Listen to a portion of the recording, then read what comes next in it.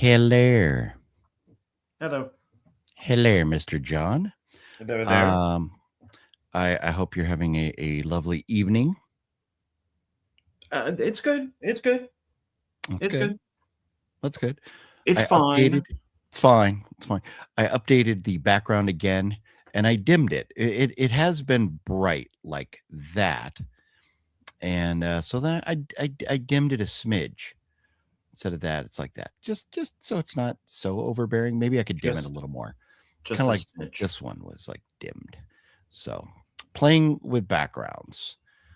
There we are in a cemetery, and here we are with this week's thumbnailio down here below us, Oh, there in you go. honor of the new amazing so far season of Daredevil, Born Again season 2, which we're enjoying, and uh, Kristen Ritter posted a picture uh, talking, which basically I should have pulled it up rather than just talking about it. I should have pulled it up, but she posted a picture of her uh, and said something about Tuesday, and so I'm thinking we are getting Jessica Jones on Tuesday, this coming Tuesday, in this new next episode of Daredevil. So I'm pretty excited about that. We've been looking forward to the Defenders showing up, and so if we get I like Jessica Jones, but I mean, if we get at least her, if not her and more, I would be very happy. Are you carrying it all?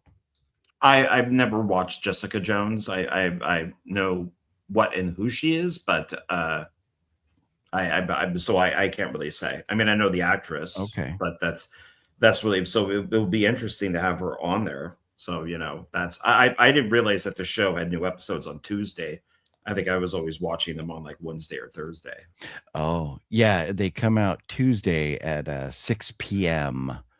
On the West Coast here. So, Oh, okay. um, oh, let's see if I can find it. Is this? Oh, here we go. Here we go. Let me pull this up, and so everybody can be like, OGP, you're talking about it, but you're not showing us. That's bullshit. So there it is. So maybe the name of the episode will be called Requiem, but she posted that. And so you have Kingpin, and then you have Daredevil, and Karen, and Jessica Jones. So I'm looking forward to it. I am very excited. I'm very excited.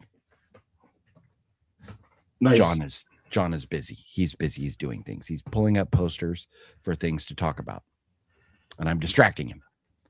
Yeah, I want John, to. what is that on your forehead, sir? What do you mean? I'm kidding. There's nothing on your forehead. I'm fucking with you. Don't do that because my eye uh looks weird again. oh. Yeah, no, don't do that. Don't do that. Why is nobody watching? We're just that boring, aren't we? Nobody's watching tonight. That's okay. We don't care. We're having fun anyways. I don't think Um there's any red in there. Maybe everybody's watching WrestleMania. I think WrestleMania is going on this weekend. The Boston Bruins are up 2-1 in the third over the Sabres. So yay, go Boston. And I went to the theater this week and saw a movie which I'm very disappointed in the numbers it's getting. I don't know why it's not getting good numbers. But then again, I hadn't really heard of it till recently, so I don't think they advertised it very well. And that movie that I'm talking about is a little flick called Normal with Bob Odenkirk and the Fonz, and it's phenomenal. I absolutely love this movie. Highly recommend everybody go see it if you're interested in seeing something in the theater or just a good action movie. This is it, not to compare Normal to Nobody. He's two different characters, but this is the style of movie that I wanted from Nobody too. Funny because of the violence, not funny because we decided to go slapstick. So this Normal was very, very good. I recommend everybody go see it. But we'll dive in. We'll talk a little bit more about that and everything else. John, are we going to conclude our look at the horror movie franchises this week? Yeah, I think we've come to the end. So I am desperately trying to find stuff, and I don't think you'll know some of the stuff that's on here. So Probably not. Probably not. So what we'll do is, depending on how long we go with everything else, we will go into the tier list. We'll definitely do the tier list, and then we will potentially. I forgot my banner. That's what's wrong back there. I have a naked background, and I don't like it. And I'm a little zoom. Oh, hello. That's a little bit better. Frightening. Yeah, but maybe I'll take a moment and I'll go fix that in a moment. But yes, we're going to look at the tier list again, and if we have time, we will debate whether anything needs to change or not, and we will take your input as well. So stick around for a little bit, and we will be doing that, setting our horror movie franchise tier list in stone this week. It will be written. It is written. It will be written. It is written. And I have what I do consider to be an F. So it will be our first F, if you agree with me. So. Well, based on some of the franchises that we've thrown up here, and then digging deeper to find more, it will not surprise me if we finally get an F, because there have been some, kind of suspect franchises, but we're stretching here. But so we'll get it all set in stone here in a little bit. But first, maybe we'll just quickly say hello to everybody, and then we'll dive into the week's movie news, which there's not a whole heck of a lot. But then John and I have. Well, John, are you showing us your one awesome pickup for the week? Yes. Okay. I have 2 pickups. John has 1 pickup. Grand total, if my math is working, 3. Hold on a minute. Carry the 1. You're right. Okay. Very nice. Thank you, sir. Sure. So we'll talk about some movies, we'll show our pickups, and then we'll get into the tier list. That is the plan for the evening. So anything else that you wanted to discuss, John, before we say hello to everybody? No. That is how you open a beverage. What are you drinking this evening? I have Diet Coke. No, I just have my coffee. It's blueberry coffee, which is weird, is that it tastes like blueberries. So it's a good tasting coffee. Yeah. But when I peed, it smelled like blueberries. And when I pooped, it came out blue. Sir. So I don't know what's going on with that. TMI. I thought people might want to join me and go out and get some blueberry coffee and then experience the same thing. It bothers me that you don't refer to your beverage as Kafifi. I really should, since Mr. Trump did not do a copyright on it, which I thought was the most insane thing ever. Him being I want a Kafifi mug. I have that one, but which now has a different meaning to it. I just want a mug that just says COVFIFI around it. Is it Kofifi or Kofefe? Or is it Fefe? I don't know. I don't recall. What do I know? We say Kofifi. No, Kofefe? Kofifi. Let's see. I'm not really sure. What was the spelling that Donald Trump used for coffee? Oh, it is Kofefe. Okay, so it's COVFEFE. Kofefe. Okay, yeah. Okay, that's funny. It has its own Wikipedia page now. That word.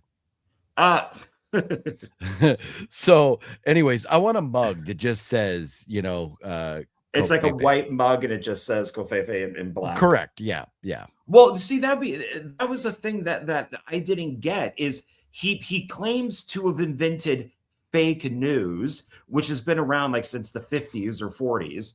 It's like all this stuff that he claims to have thought up, but yet the one thing he does think up, he doesn't get a copyright on. And this is what's so interesting because everybody thought that he was drunk at like 2 a.m. But he says he doesn't drink and he says he's never drank. So, but I haven't heard anybody challenge him on that. We know he's down with the Diet Coke, but I have not heard any, whether they're on the left or the right, I haven't heard anybody challenge his sobriety. So I wonder, where did Covfefe come from? But I don't think that he would admit his mistake. So it could just be that maybe he rolled over on his phone and it just popped up, or maybe he just typed in the wrong letters, or he was half asleep, but I think if it's looked at as a mistake, he's not going to admit to it. He might have been getting ready to type something and did one of these kind of like, started nodding off. Yeah, it's or as somebody once told me, trying to suck your own dick. Ron Jeremy. But he might have been dozing off and then accidentally, before proofreading, because the thumb wanders when you're dozing off, the thumb wanders, and you have to be careful before you hit send.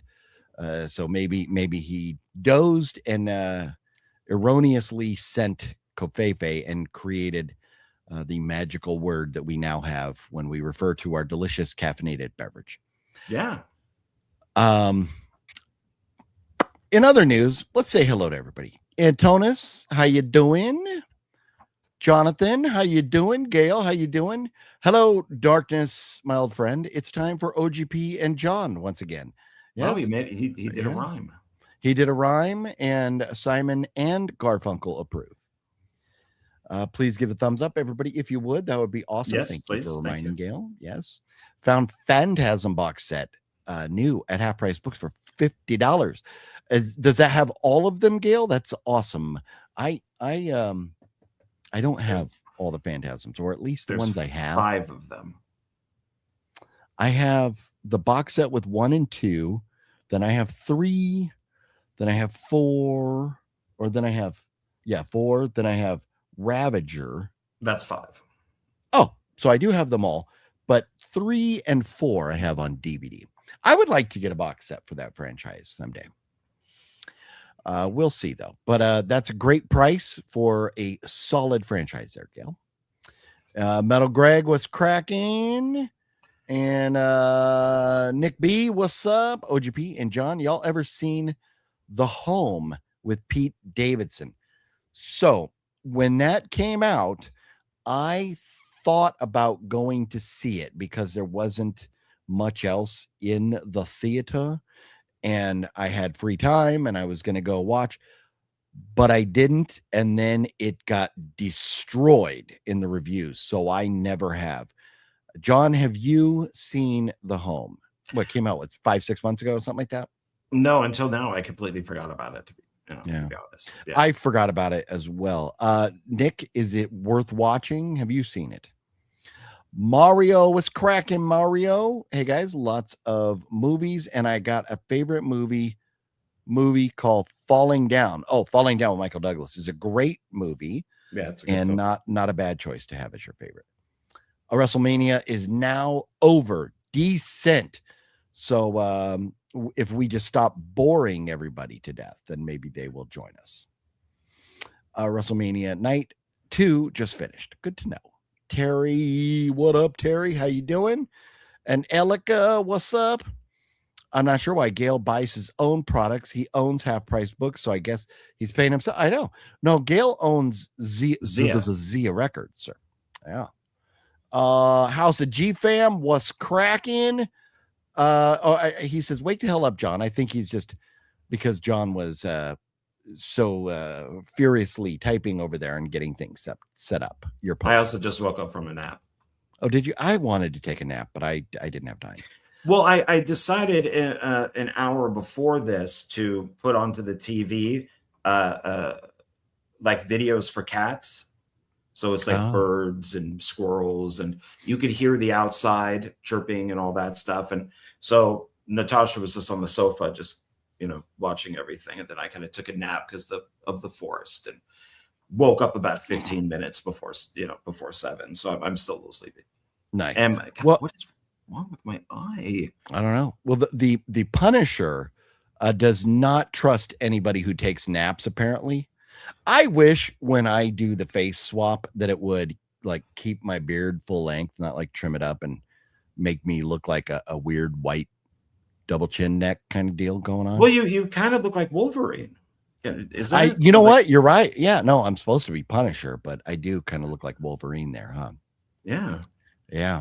But I had a little fun with that thumbnail for tonight. But Michael McNally, how you doing? James Audible, what's up? 5 likes and OGP will eat a jar of fake news, sir. Nate in the Cosmos, hey guys, it's 10 p.m. here, and I get up at 5 a.m., so that's why I disappear. Well, we appreciate you coming by whenever you have a chance, and I know it is late on the East Coast and later across the pond there, but this is the time that works for John and I, so forgive us. But thank you for hanging out. Yes. That's right. Sounds like he needs to buy half-price books as well. That would be phenomenal. Yeah, if Gail could do that, and then just mail John and I free shit. Yes, instead of buying stuff and sending it to us like the legend he is. Son of a fuck. Last I looked just a moment ago, Boston had a 2-1 lead. Now Boston trails with 2.5 minutes to go, 3-2. Ugh. Fucking volleyball, man. I know. Sucks. Gosh darn it. John, I went to the theater, as previously mentioned, to see Normal, and I loved it. I give this movie 4.5 out of 5 stars. It is phenomenal. It is violent, and the violence is hilarious. Highly recommend everybody go see it. The way they wrap up the character of Mr. Arthur Fonzarelli, I'm forgetting his real name, so I'm going with the Fonz. Why am I forgetting his real name? Henry Winkler. Henry Winkler, thank you. I only got his autograph right over here. The way his story wraps up is amazing. There's so much great violence and gore, everything you want in this. So highly recommend everybody check it out. But while I was there,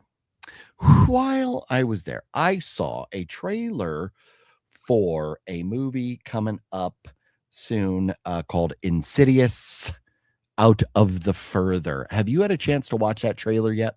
Yeah, I was not impressed. I am not either. So to me, one of the reasons that I love the Insidious franchise so much is Patrick Wilson, and I forget her name, but the gal that plays his wife. Oh, now, yeah. I said, oh, yeah. Yeah. The Conjuring, to me, that's Patrick Wilson. You need Patrick Wilson. Insidious, I want Patrick Wilson. I don't know if we need Patrick Wilson as long as we have Lynn Shay, because I think we talked about this before, and it's more Lynn Shay's franchise than it is Patrick Wilson's. But it feels weird without it. And I don't understand because Lynn Shay is dead. Her character is dead. So is this a prequel? What is going on with that? Part 3 is a prequel, and Patrick Wilson's not in that one.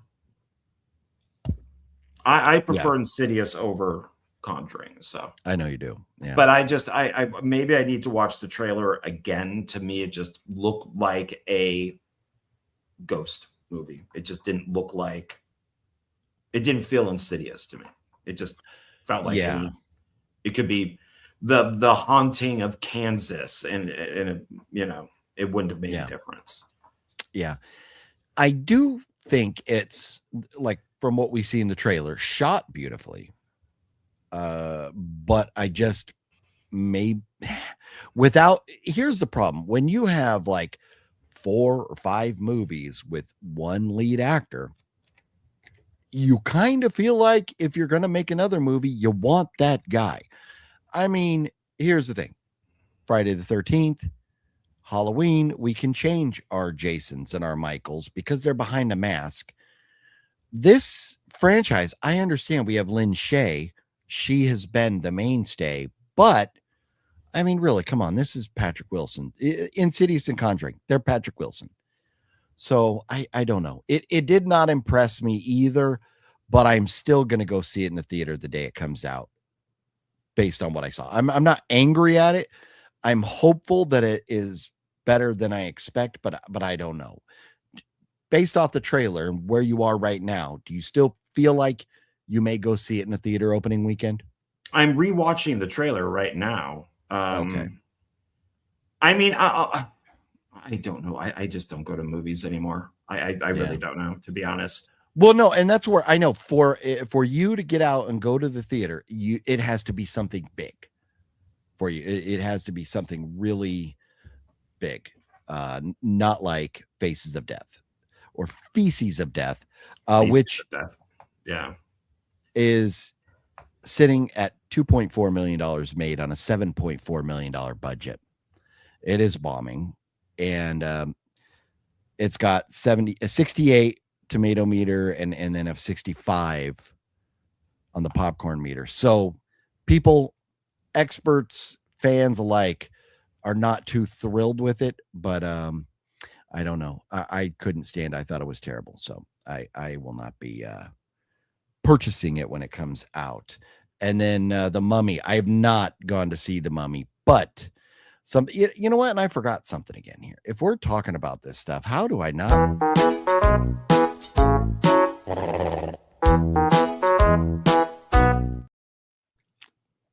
I got to give credit where credit is due. I got to get credit to the Tarred Tomatoes. The tomato meter has The Mummy at a 46, so they don't like it. The experts don't like it. The fans have it at a 75, so the fans are like, okay, it's not so bad. I don't know that. I mean, even because it would be free for me to go see it because I have the membership, I still don't know that I want to go. I could have gone last night. I could have gone Friday night, yet I chose not to. So I don't know. Any thoughts? Where are you at with The Mummy? I know, I seem to recall you said you would never watch it. Or am I wrong? And will you ever watch it? I just heard it was bad. So it just, I'm Chris and Joe and all them, I guess, are going to be seeing it Tuesday. I might have gone with them, but I will be interviewing comic book artist Jeff Johnson on Tuesday. So he's one of the artists that created a Wonder Man comic for Marvel back in the 90s. Okay. So, and I have known Jeff since high school. So, so I will be, yeah. That's like the Wonder Woman. No, it's they just turned it into a TV show for Marvel, and it's the best thing Marvel has ever done. And the fake news. Season 2 of Daredevil Reborn is the best thing Marvel's ever done. So Wonder Man being the best thing that Marvel has ever done. Fake news. No. Sorry, go ahead with your thoughts, or I won't interrupt you anymore. In the 90s, I think Wonder Man is an older character that they revived for the 90s. It has no relation to Wonder Woman because Wonder Woman's DC and Wonder Man is Marvel. But but he is now a huge comic book artist. And if you type Jeff Johnson into Google like comics, you'll see like a shitload of stuff that he's done. And we just reconnected. So I have some of his original art from like 30 years ago. I am sitting way too low. Well, that's cool. Yeah. So that's to kind of promote what's going to be coming up. also be showing off that art. So Nice. yeah. Very cool. So yeah, so the Mummy, we'll see. Now the Mummy has made 34 million globally on a $22 million budget. So they're saying, I think like they want to get to like 50 million to kind of feel like they've broken even. But 34 million opening weekend, they're well on their way there. Normal Mummy. Oh, I did want to mention, if you are quite the Silence of the Lambs fan like I am, you can go see Silence of the Lambs in the theater on the 26th, which is Sunday, or the 29th, which is Wednesday. So I just may do that. I've seen Silence of the Lambs probably 50 times, if not more. I would still like to see it in the theater because I never did. Well, you know, this is an edited version, right? No. For its anniversary, they edited out Wild Bill. No, you're lying. Quit lying. I see you're about to smile. You know, they took him out for modern audiences because, you know, it's offensive. So now I want to sit in chronological Hannibal. order and see the entire franchise. I Well, want to go do a marathon. So would you do Manhunter or Red Dragon? No, I would start with Hannibal Rising, and then I would. Well, yeah, that's a good question. Maybe for the sake. I would. Edward Norton's so good, though. Edward Norton's good. So I don't know how you. I mean, Charlie Cox, Daredevil on my mind. Brian Cox, Cox on my mind. The Cox boys. They are both great, but if you had to pick one, I would go Red Dragon because it follows the book closer. So I like Red Dragon because it was made so much later. It's so much, the production value is better, I feel, even though like Brian Cox is great as Hannibal Lecter and everything. I would go Red Dragon. Red Dragon's so fucking good. But anyways, I would love to see them all in a theater. But being able to go watch Silence of the Lambs in the theater, I definitely want to do that. This week, Over Your Dead Body with, let me try and get her name right, Samara Weaving, Jason Segel, Juliette Lewis, and Timothy Oliphant comes out this week. I will be going to the theater to see that. That is for sure. I love me some Samara Weaving. Timothy Oliphant is great. Juliette Lewis is great. I got her autograph right there on the wall, right there. You can't see it, but it's right there. And Jason Segel's pretty great too. So the show, well, he was in that show. Was it How I Met Your Mother? Right? Yeah. That was a great show. Yeah, with Doogie Howser. So anyways, that comes out this week. Very much looking forward to it. Do you care? Have you seen did we talk about the trailer for that? Have you seen the trailer for that one? I saw the trailer, and yeah, because we said it kind of looked like War of the Roses, and that's just I'm telling you, man, I don't know what it is. So Jonathan and I are going to be doing a video on my channel called Marvel vs. DC, and we're going to have a debate. He's Marvel, okay. I'm DC. So I've been catching up some stuff that I haven't seen in a while. I own all the Marvel stuff.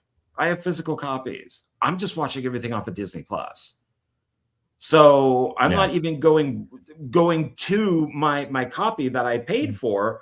That's lazy, bro. Instead, I'm just watching it on streaming. You're being lazy, bro. No, it's just easier. It's just now, does your subscription make you watch commercials at all, or you're able to watch the film in its entirety? Well, I technically don't have the subscription. I know that. I know, but I wasn't trying to out you for being a crook. Oh, Disney has stolen from us for about the last 20 years. This is true. No, it does not have commercials. No. Okay, good. So, and I get it. sometimes, especially if I have a DVD rather than a Blu-ray, if I can stream it uninterrupted, I'm streaming because it looks better than DVDs. So there's that. Oh, maybe if I got that pass that you have, I might go to the movies more. Yeah, I'm telling you, if I ever moved to Vegas, if that ever happened, I would demand that you get the pass because then I wouldn't sit in a theater.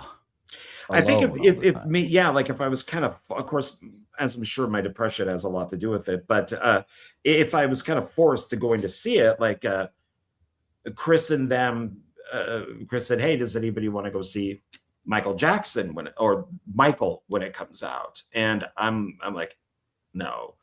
And I even knew his dad, Joe Jackson. He used to rent at one of the storage facilities I worked at. Oh, And yeah, it was great. He would come in with 2 bodyguards and hit on the girls that were working with me. okay. And his unit was always up for auction. So I would have to cut the lock and then do like an outside inventory. So I knew all the stuff he owned in there. Wow. And let me just say it wasn't worth buying back. So it Funny. was not, yeah. So it was, but yeah. But I just don't know. It's just like I don't want to go see yeah, there's a reason I didn't even mention the fact that Michael was coming out soon, whenever it's coming out. To me, so any of us who were born before 1990, like, you know who Michael Jackson is or was. You know the story. We've heard it. I don't need a movie with another guy pretending to be him. Now, movies about musicians and stuff, I don't know. Typically, they're like sports for me. I don't like if it was real, if it really happened, pardon. I don't need to see it because I lived through it. Well, it's a lot of it is they leave out stuff. It's not correct. Bohemian Rhapsody is one of the worst biopics I have ever seen. It is awful as far as what really happened to Freddie Mercury. But I do like that actor though. What's his name? Oh yeah. He's a good actor, but he got Freddie Mercury down pretty well. But they left out like all the movie stuff that they did, like Highlander and Flash Gordon.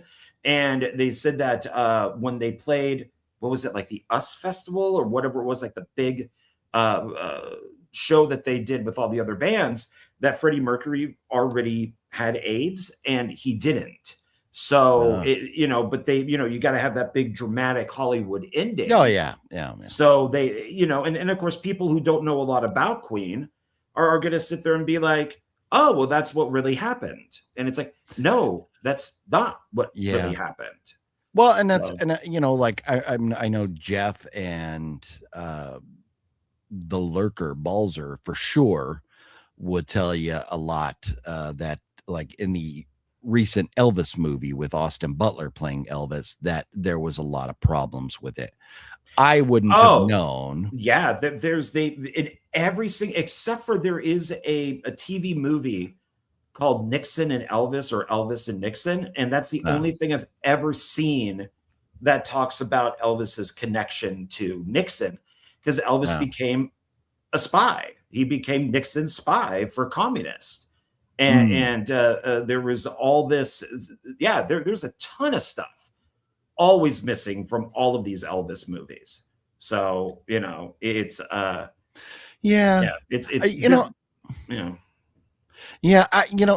here's my thing though. I wouldn't know, and I enjoy Elvis. So I went and saw it with Wet Movie One. We enjoyed the movie.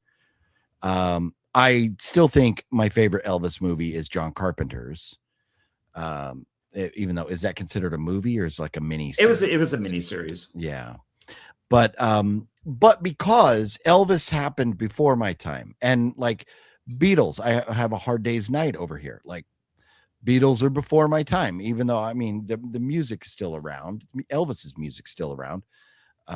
But the things that happened, their lives happened before my time. So that's what I find interesting. I don't need a movie about the 1998 Yankees. I was there. I don't need a movie about Barry Bonds breaking the home run record. I was there. I don't need a movie about Mike Tyson boxing. I was there.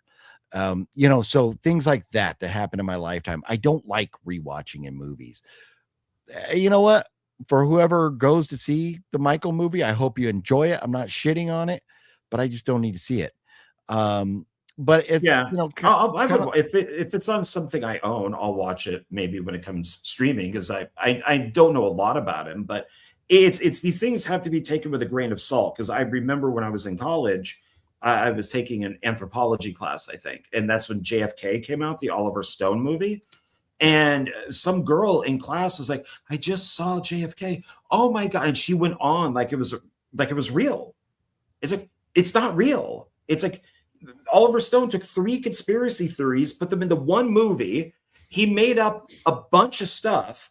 The character that Kevin Costner played was a massive homophobic, which was not shown in the movie because why would they need to show that? I mean, it was the because it 60s. affected his when it came to some of the eyewitnesses, like the character that Kevin Bacon plays, who was gay. It affected that, but not in real life, but not in the movie.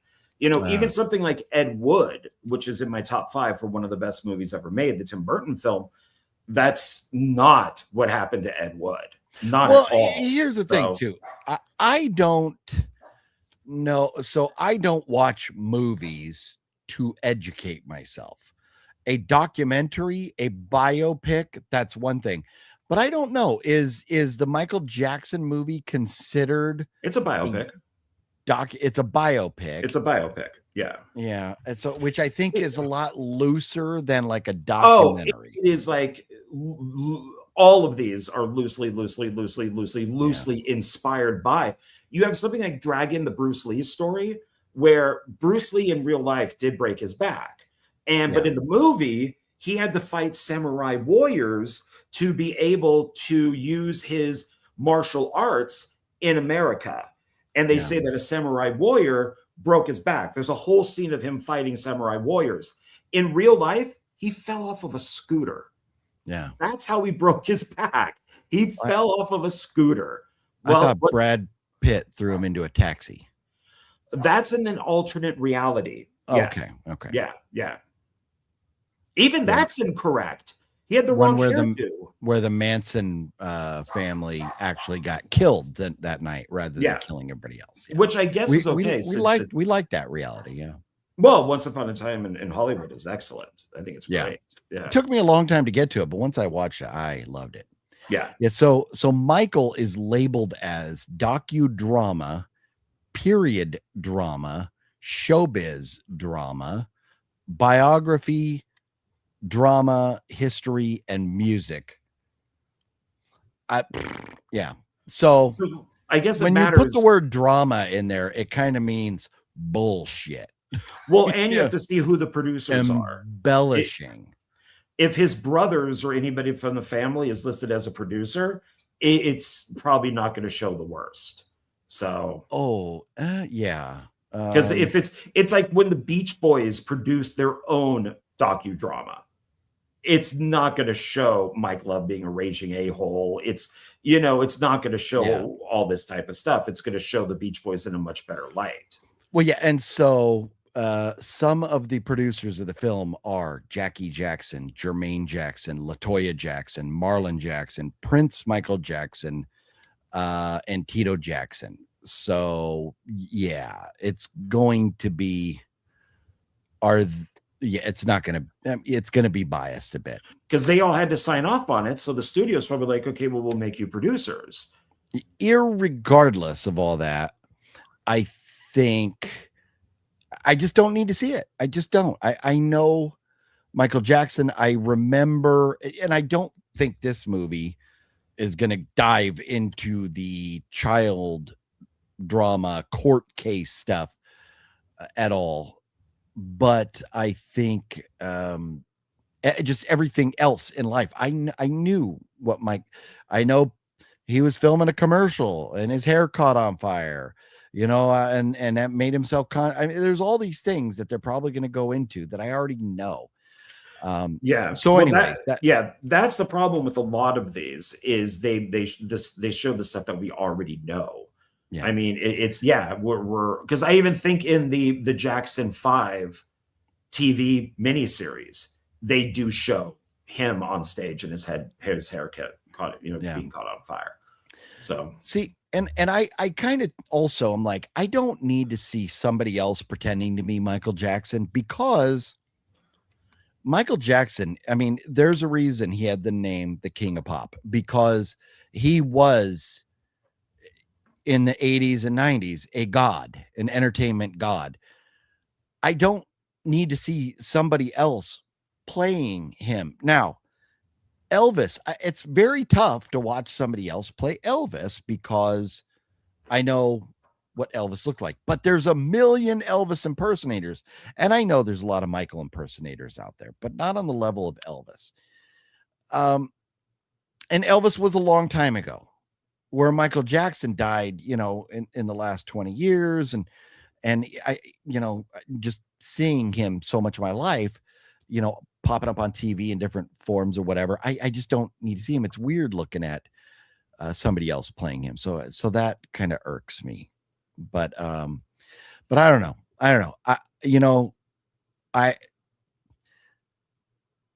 You can say I'm never going to listen to Michael Jackson music because of the drama. Was he a perv? Was he a predator? Was he whatever? You could debate that till the sun comes up. None of us were in the room overnight. Should he have been in a room with kids overnight? No, but he was. And so the questions are there. Now, all that aside, I enjoyed his music back in the day. And I thought, he had such a unique voice.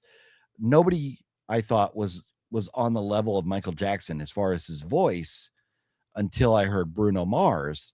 But now, even more than that, I think The Weeknd could pull off like Michael Jackson songs, but neither of them look anything like Michael Jackson. But I don't know. I don't need it. I don't think I'll ever see it. So, rant done. Any final thoughts on Michael? I'm not a fan of his solo music. I like the Jackson 5, but I don't like. I can listen to the Jackson 5's greatest hits. I don't like anything that I can't say it because I've never heard all of his albums, but from what I have heard, which are mostly his hits, I'm not a fan. I can do Thriller. I like the video. Oh yeah, I like Thriller, like Billie Jean. None of that stuff is a song called Rock With You. I wanna rock with you. See, like that's okay. Billie Jean, of course, I never bought, because it's like, the kid ain't mine. And it's like, oh, we know that kid ain't yours. There's no way that kid is yours. So it's well, like, you knew that now. But in 1981 or whenever when he it came out with that song, and it's just like, you didn't think he was gay back then. Thought he was a little, so even back then, yeah. I mean, because his dad probably messed him up real good. Yeah. Well, yeah, we know child stars. Whew. Yeah. I mean, it's also anybody. I've said this with like Paul McCartney and stuff, is if Paul McCartney is the remaining Beatle, I think Ringo will be, even though he's the oldest. If it's Paul, I thought Ringo already was the only remaining Beatle. No, Paul just conspiracy theory. What? No, Paul does have a double. No, but I mean, the conspiracy theory is that Paul McCartney died, and the person we're seeing now is a double. Yeah. So Ringo is the sole remaining survivor of the Beatles. I guess you could look at it that way. I mean, the guy did take over for him in like 65, 66. Yeah. So, well, the guy from 65 and 66 has been making music ever since. I want a DNA, but I thought he died in the 70s.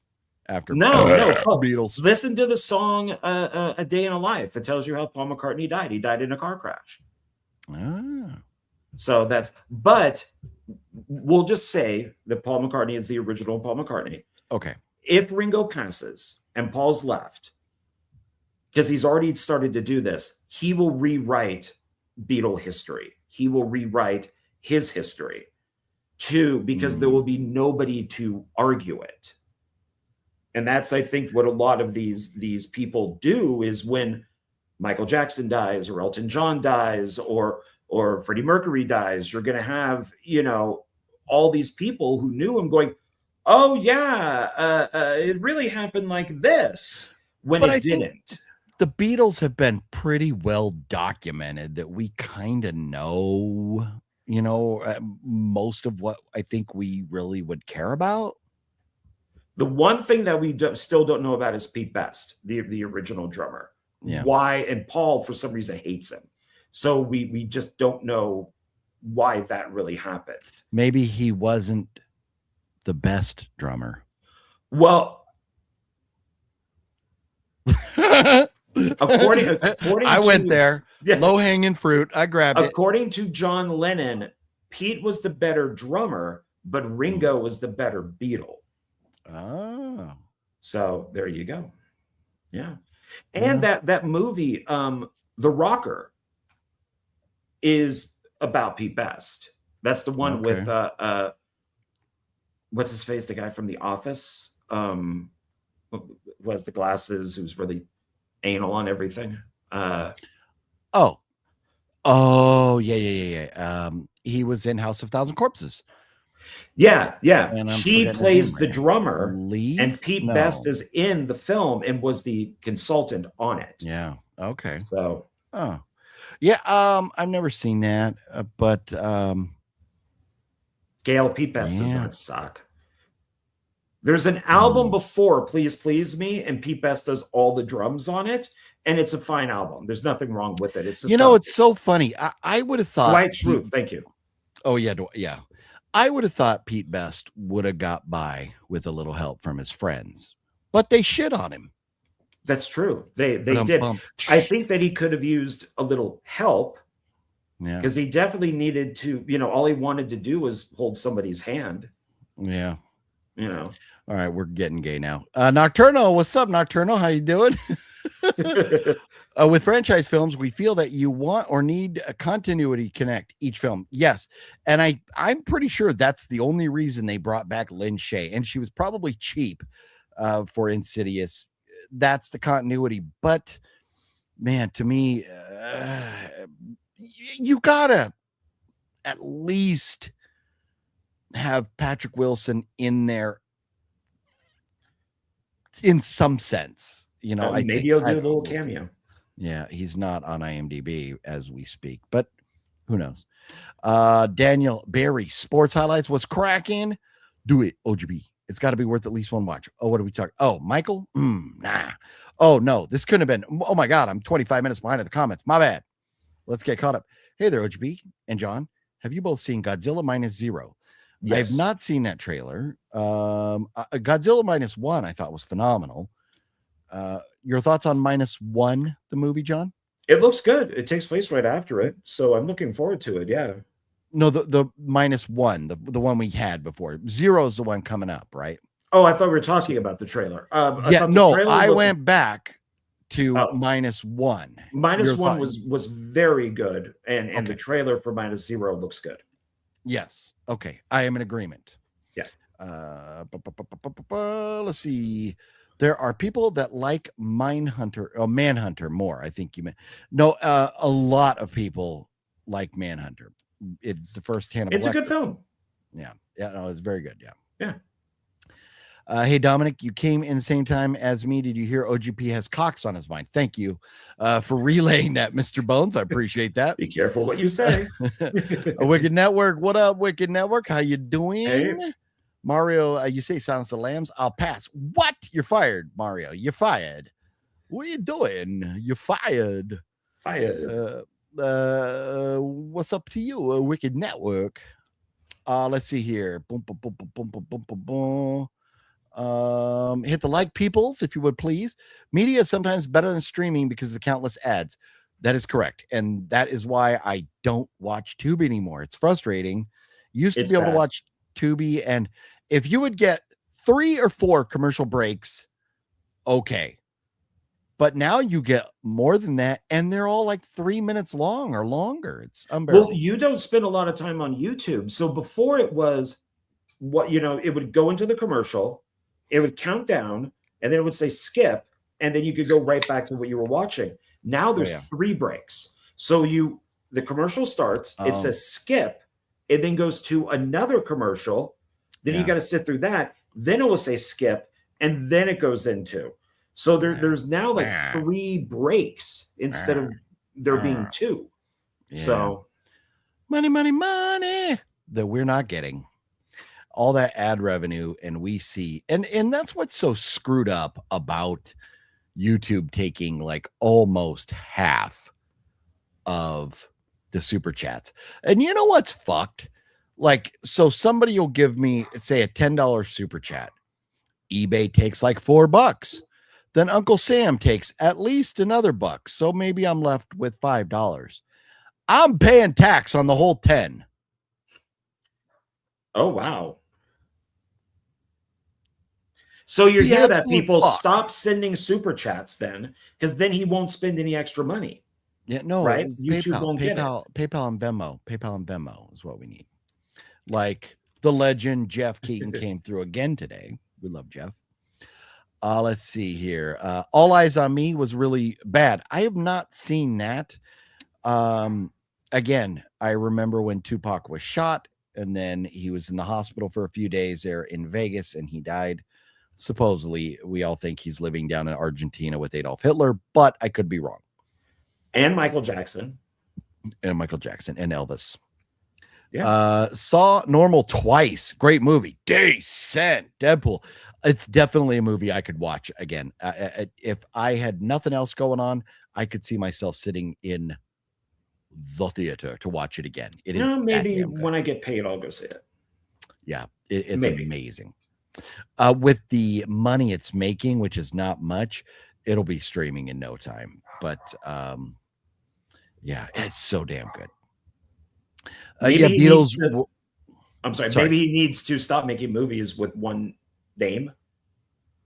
Maybe instead of nobody two, normal. Yeah. Maybe make a film with a longer title. Well, and so Normal was originally supposed to come out last year, and then it got pushed back. The studio must not have had a lot of faith in this. Although I did see a story. It was. You gotta have faith. Baby. Normal was released. The studio that put it out is, why did I go straight to images? Magnolia Pictures. This is the first movie that Magnolia has had in the box office in like 20 years. Magnolia makes straight to video movies. So for Magnolia to make a movie, which the rumor is the budget was over 20 million, and for them to only have made opening weekend 2.5 million, that's no good. The problem is Magnolia Pictures, yeah, they had the money to make this movie. They didn't have the money to market it. And that's where they say, if your movie cost you 100 million, you need to make at least 200 million, because you've spent another 100 million in marketing and distribution and all that stuff. Magnolia didn't have that money to pimp this movie. So I think that's the problem. My guess is this is going to hit Netflix or Hulu, HBO, and people are going to love it. Now, the good thing is, I think because it's Magnolia, we should get a physical release of it at some point. So, but it is so good. If you get a chance, support Bob Odenkirk. It is so good. And that's, man, what a debate. Who has the better career, Bryan Cranston or Bob Odenkirk? I would say right now, let's just say I won't be watching Mr. Show. I will not be watching Bryan Cranston's new show. He has a new one coming out? They did a Malcolm in the Middle revival, and I will not see it. That's a real thing? Uh-huh. Oh. It's on Hulu, and I will not be seeing it in 1,000 years. So let's just say that there are his brothers, and then there's a non-binary. Oh, Jesus Christ. If Bryan Cranston isn't cooking blue meth, I really don't need anything to do with him. What about the movie Straight Outta Compton? I still have not seen that, because I remember I was first introduced to NWA in 1989, and I've known their story and everything all along, so I didn't need to go see that. And I think a lot of it's bullshit because they make all those guys out like they all came from the hood and stuff. There are a lot of rumors and some evidence out there to suggest like people like Ice Cube did not grow up in the hood. So they picked some of these guys out of the, Suge Knight picked some of these guys out of suburbia and put them in a band. So either way, they got some good music. I enjoy some of the NWA stuff. I'm not a fan of when they use bad words, which is every single song, so I kid. But I'm fine with their music. I knew the history. I just didn't need to see it, so that's why I've never seen it. Stone used a Warren comparison. Oh, Stone used a Warren Commission report. I have the actual report. Yeah, no, and well, Stone is a conspiracy theorist. And his movies that are based on true stories, he has to fill in gaps. So it's. But JFK is a good. JFK is or a not. good It's a film. great movie. Yeah. If you look at it as a piece of fiction, then it's fine. But it's he took 3 conspiracy theories and the mob, Cuba, and the government, and threw them all together into one movie. Yeah. One of them or none of them did it. It might have been a 4th, but not all 3 of them did it. Yeah. So, I think George Bush did it. Probably. Elvis passed in 1977, and I was 3 years old. I was 10. Old fogey. That's right. 34 watch it, 16 likes. Oh man, everybody hit the thumbs up if you would, please. Thank you, Deadpool. Let's see here. People like Michael Jackson, who are so artistically talented, are on different levels than most average. No, Metal Greg, you're right. When they live in that world, they can't identify with what is normal life and what is acceptable. That's why the greatest award show speech of all time said, accept your little award, thank your God, thank you, and take your seat and shut the fuck up. Whatever he said. But they just don't know. I'm paraphrasing. But I mean, Ricky, he nailed it. Ricky Gervais nailed it. I love Ricky Gervais. Yeah, he's amazing. And that's just it. When you're that rich, you're so out of touch. You have people kissing your ass day and night. You don't know what is acceptable and what's not. Well, that's why after a while, I like Jaden Smith or Justin Bieber. You realize that it's not all them. It's the people around them. So it's, Will and Jada just fucked up Jaden Smith. So even though I don't like the kid, it's like, well, as I'm sure his parents had a lot to do with it. And then when you hear stuff like, Justin Bieber and his posse walking through, like the auditorium or whatever it is, the arena, and he pisses in a janitor's bucket, that he was going to go out and mop with, and everybody's laughing. Okay, the guy's like, what, 15?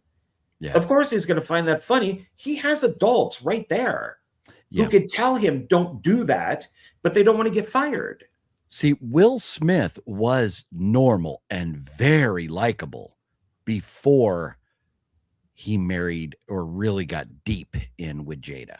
Oh, she's his Yoko. So, and that's where I put the craziness of the kids and everything on her. And I just hope now that I think they're done. I think the marriage is over, is what they're saying now. That I hope Will Smith can go back to being like a normal, likable guy. I don't think so. There's been way too much with him. I don't think so. He's gonna have to do. As much as I want to see a new Bad Boys movie, I can't take him seriously anymore. Come out and go like, look, Jada, she batshit fucking crazy, and I've been just trying to keep her happy for the last 20-something years. Please forgive me. Well, let's pretend that didn't happen. Now we're going to go make another movie. And now I'm going to go out and make another Independence Day. I'm going to make another Men in Black. Hey, but if he came out like and all the said movies he something like wasn't that, in. Here's the thing. He never will, because that's the mother of his children. He's never going to come out and just trash her. No, but she will trash him. I know. Like she did at that Red Table thing. That's that double standard that women have.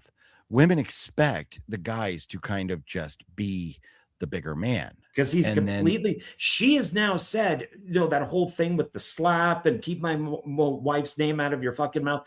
She said she's completely embarrassed by that. She did not ask for that. She wishes that he never did that. And you could see, he sees her, getting upset or annoyed, which is why he went to do it, because he's a cuck. And I got to make Jada happy. I got to show her that I'm a man. Yeah. And then she goes on talk shows going, I never told him to do that. At least Chris Rock didn't go, hi, I'm Jada, and I got a bald head. I love that guy. I got a bald head.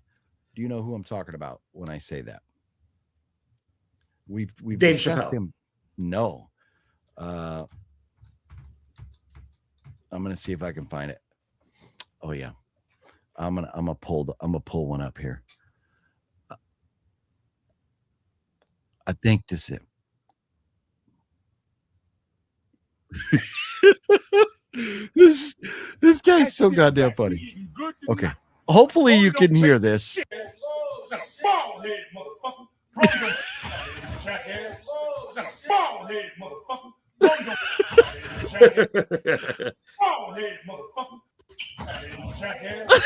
Man, he slides. I got a bald head, motherfucker. That's funny. Credit where credit's due. Got to credit Fluffy for introducing me to Tyrannus or Tyrus or whatever his name is there. I got a bald head. Oh, that's funny. Have y'all seen the Frankie Maniac Woman trailer?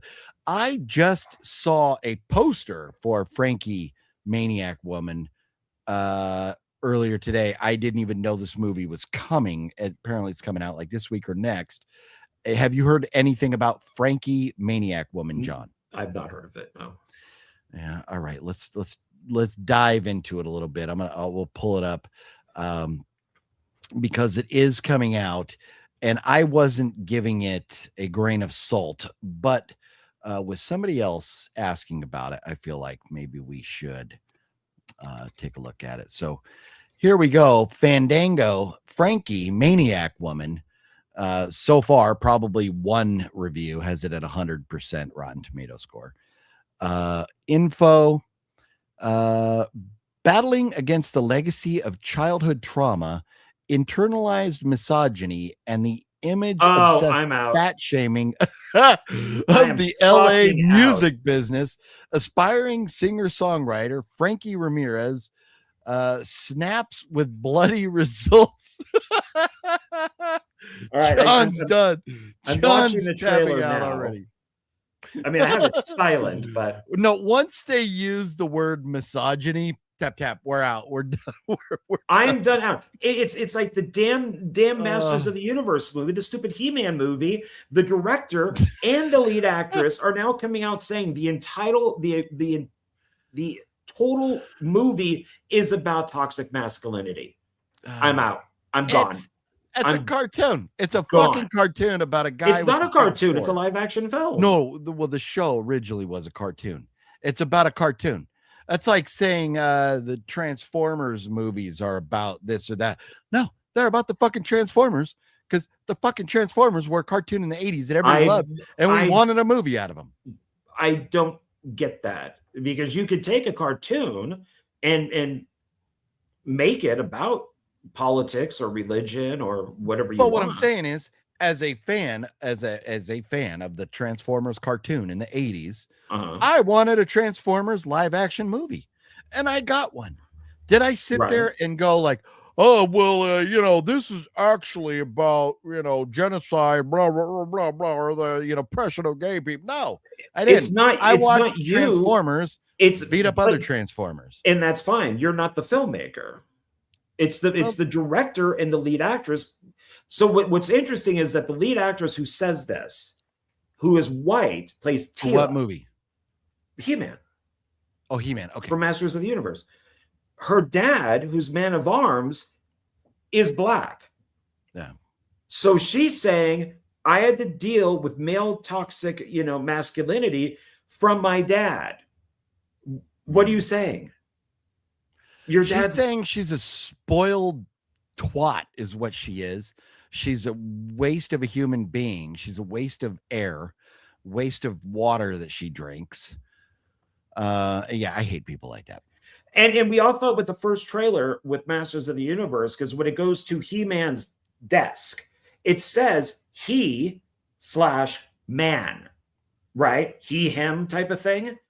And we all went, oh, that's a joke because his name is He-Man. Okay, all right, it's a joke. It is not a joke. Not at all. He-Man has a desk? Yeah, because he plays a normal person. He's on Earth. It starts on Earth. I don't like this. Did He-Man really ever start on Earth? I don't remember He-Man ever being from Earth, was he?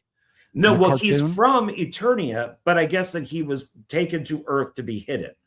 So he's growing up as a regular person. Oh, there you go. Let's take He-Man to Earth so we can make him be a male chauvinist, racist pig, and we can accuse him of bad things because we're losers. Why do we have to bring him to Earth? Why can't he just exist in a different world? Because it's cheaper. Okay. I'm out. It's cheaper. I don't need to see that either. We just build a movie set.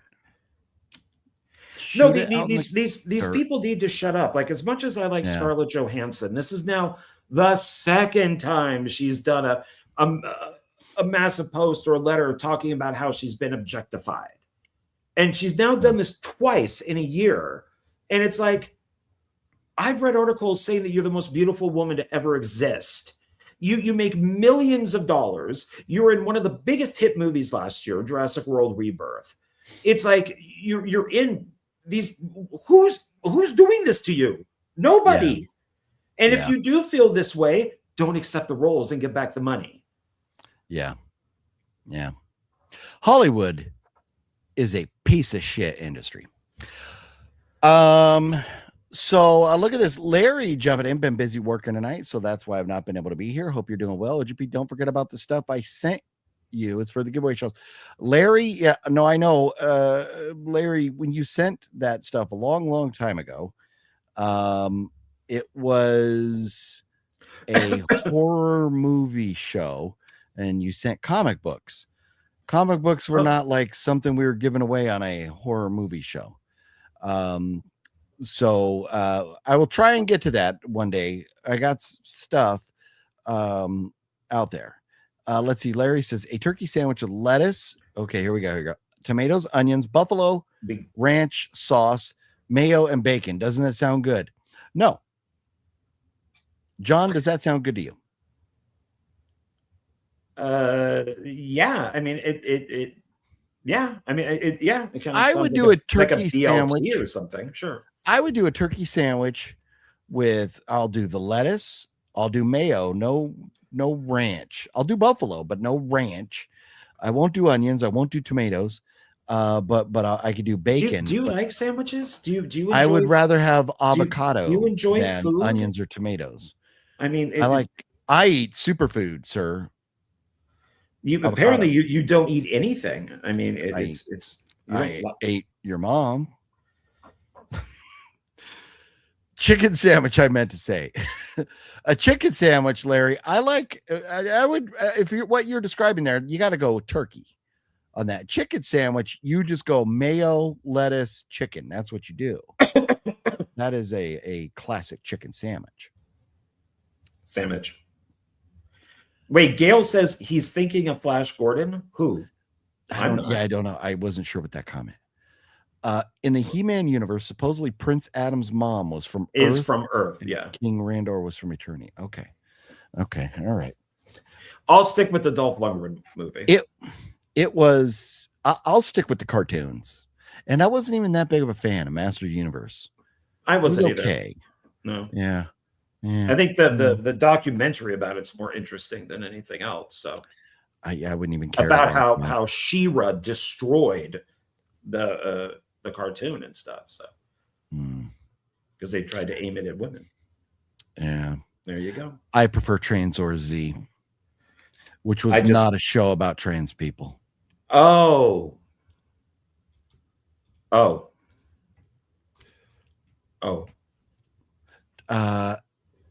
And I don't remember how you.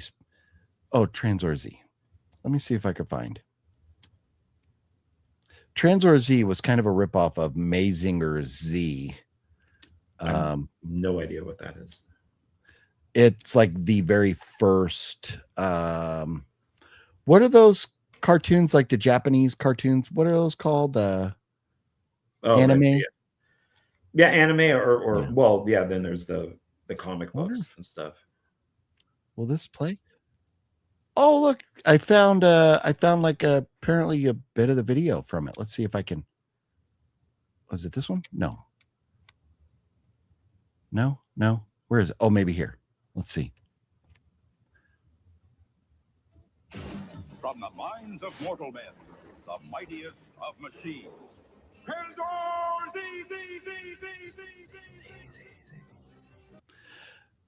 I don't want to get copyright issues, but his counterpart, the girl, her name is Aphrodite A, and Aphrodite, her boobs were missiles. Like, nice. Not kidding. In a children's cartoon from the 80s, weekdays at 3:30. Nice. I wish they could somehow or another find that and bring it back, because you can't. No, it is kind of is like, has the Voltron vibe. It's before Voltron. Who's the other big robot? There's Voltron and Transor Z. There's another, I forget. Anyways, 80s cartoons. John, we should. Oh, fuck! I was thinking we should go into the tier list. But how dare you talk about going into the tier list? I have a serious Blu-ray addiction. We're not going to watch the whole thing because I don't think our pickups involve Blu-rays this week or DVDs. No, they're Funko Pops. Shall I show one and then you show one and then I'll show my other? Sure. Okay. The first one I'll show is an embarrassment because I was on an autograph auction website the other day. About this. So I should have pulled down the other two. I was on an autograph website auction and I had deleted that app, the Whatnot app, a long time ago. Then John went out and started buying autograph Funkos. And I was like, damn it, John, now I'm looking at the auctions again. And posters. This particular Funko Pop came up and it was hovering around $30-something for a while. I wound up buying this for like $43 with tax and shipping. It came to like right at $50. This guy's autograph alone is like almost twice that. So the Funko Pop signed usually is upwards of $100. You can find them on eBay for like $60, and I think you got to pay shipping on top. But to get this in my hands, put that shit in my hands, was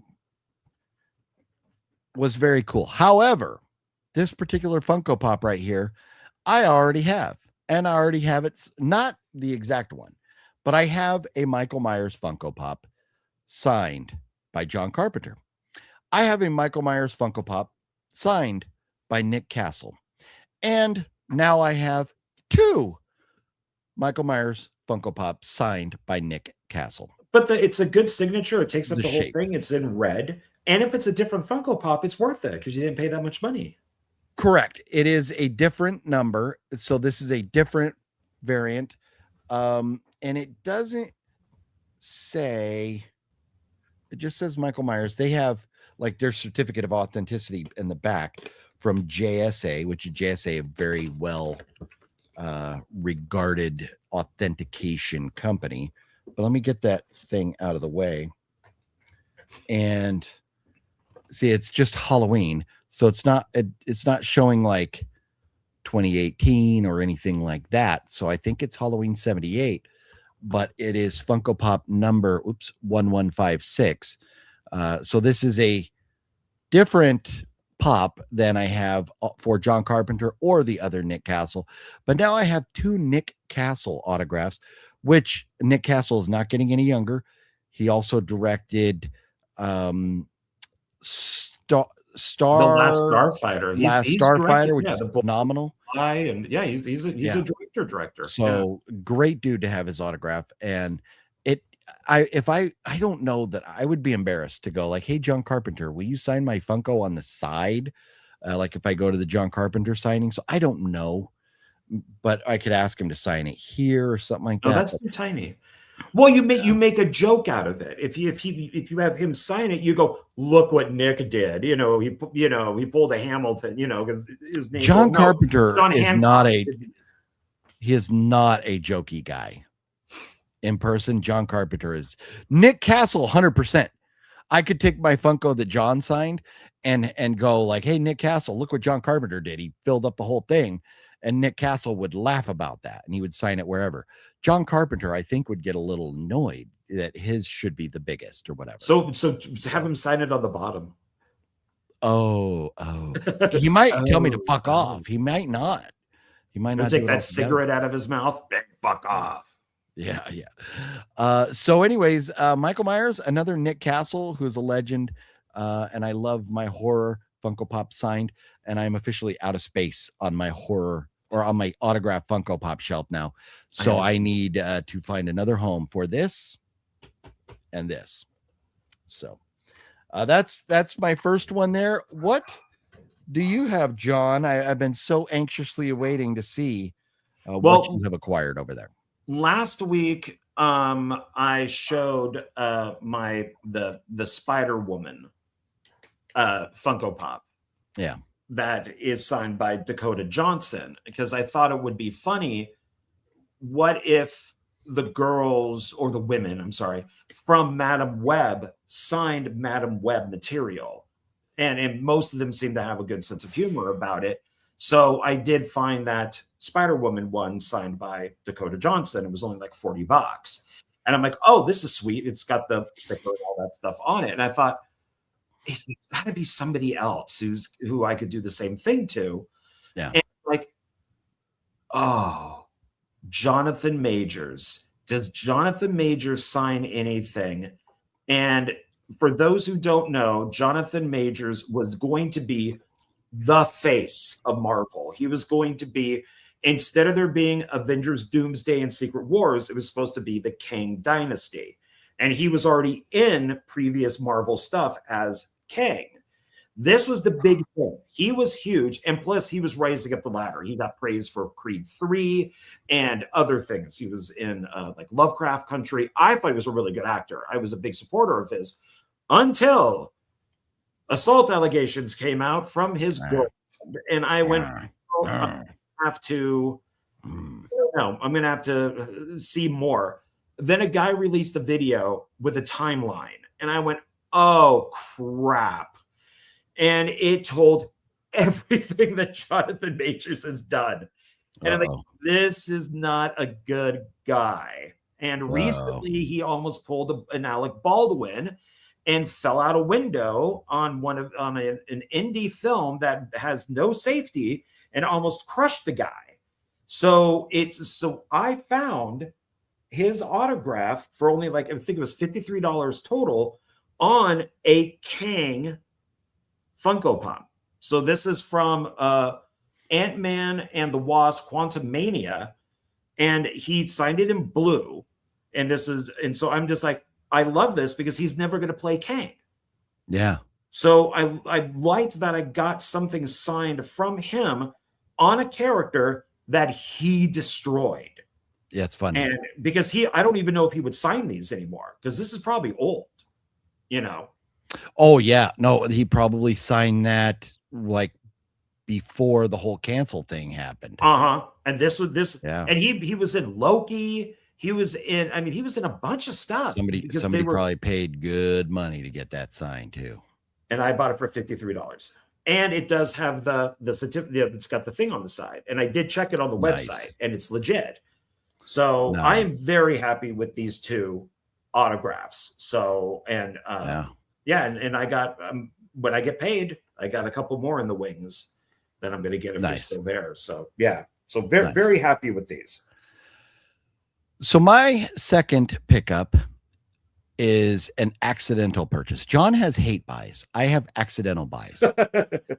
So when I'm watching the auction, sometimes when things are so cheap, I'm just like, that's too cheap. I should bid on that, even if I don't want it. This is a pretty cool Funko from a show that I think most of us love, and a character that I think most of us would be down with. But it was hovering around, like, again, high 30s. And I was like, wow, fuck. Well, next bid, $43. So I go like, okay, I'll bid $43 on that. And then I sat there and watched 10, 9, 8, 7, and time ran out, and I was the winner. And I was like, fuck, did not expect that to happen. If I'm going to go spend, so with the cost of winning it at $43, and then their shipping and handling, it came out to $55 to get it, because this company charges a little bit more to ship, which is their prerogative. I got a Funko Pop that I don't know what the WTF I'm going to do with, and that is Saved by the Bells, Kelly Kapowski, signed by Tiffany Amber Thiessen. And I already had, the funny thing is, What Movie One gave me shit a long time ago when I bought her Funko, because I found it at the either Probably Five Below or the dollar store, one of those. And so I bought it, and then What Movie One was like, dude, why the fuck are you buying I that? would so buy that. Yeah. So well, good news for you, sir. Now I have, it's not signed, but I have an extra one of these that maybe I'll throw your way. Well, yeah, because it's those, I'm finding on eBay, those sellers that will, basically they'll, I have used Funko Pops that start at $2 and they go up to $10. Yeah. And I bought a bunch from this guy, and she was one of them. And I'm just like, oh, but I'm going to wait till next time. And somebody purchased it. I'm like, fuck, yeah. Screech was the other one I was going to pick up. But somebody bought it. So, but yeah, I would definitely own her. See, and this is what's interesting, and maybe there's different collections or whatever, but I would think Saved by the Bell, I would think you would have Zach, you would have AC Slater, you would have Screech, you would probably have Lisa, and then Mr. Belding, and then Kelly, and then maybe even Jesse. I think a lot of people have grown to love Jessie since she decided to be a stripper and take her clothes off in that other movie. Oh, Showgirl. Elizabeth Berkley. Yeah. So, but this particular collection only has Mr. Belding, Zach, and Kelly. Because they couldn't get the likeness of anybody else. Yeah. See, I would be Zach, then Kelly, then AJ, and then I kind of work my way down. But since Screech was only like $3, I'm like, oh, I would buy that. But I watched Saved by the Bell because of her. And I watched it all the way to the end with all the movies and the wedding. And then I was watching 90210 because of Shannon Doherty. And she was in Heathers. So I'm like, oh, she's on 90210. I'm going to watch that because I think she's hot. Then she leaves. And I'm like, well, guess it's time not to watch the show anymore. And then Tiffany Amber Thiessen showed up, and I watched it to the end, because she was on it. So I would definitely, take the, buy the other one. So yeah. Well, so no, if I'll give you the other one, Oh. but this, it doesn't fit my collection at all. So although I do have a Jurassic Park signed by Bryce Dallas Howard, Ron Howard's daughter, the redhead girl in Jurassic World or whatever it is. But so that doesn't really, I mean, it's Jurassic, so it kind of fits my collection, but yeah. But anyways, so this, but this is cool. I like it, and so. Well, if you want to sell that one at some point, let me know, because I would put it right there.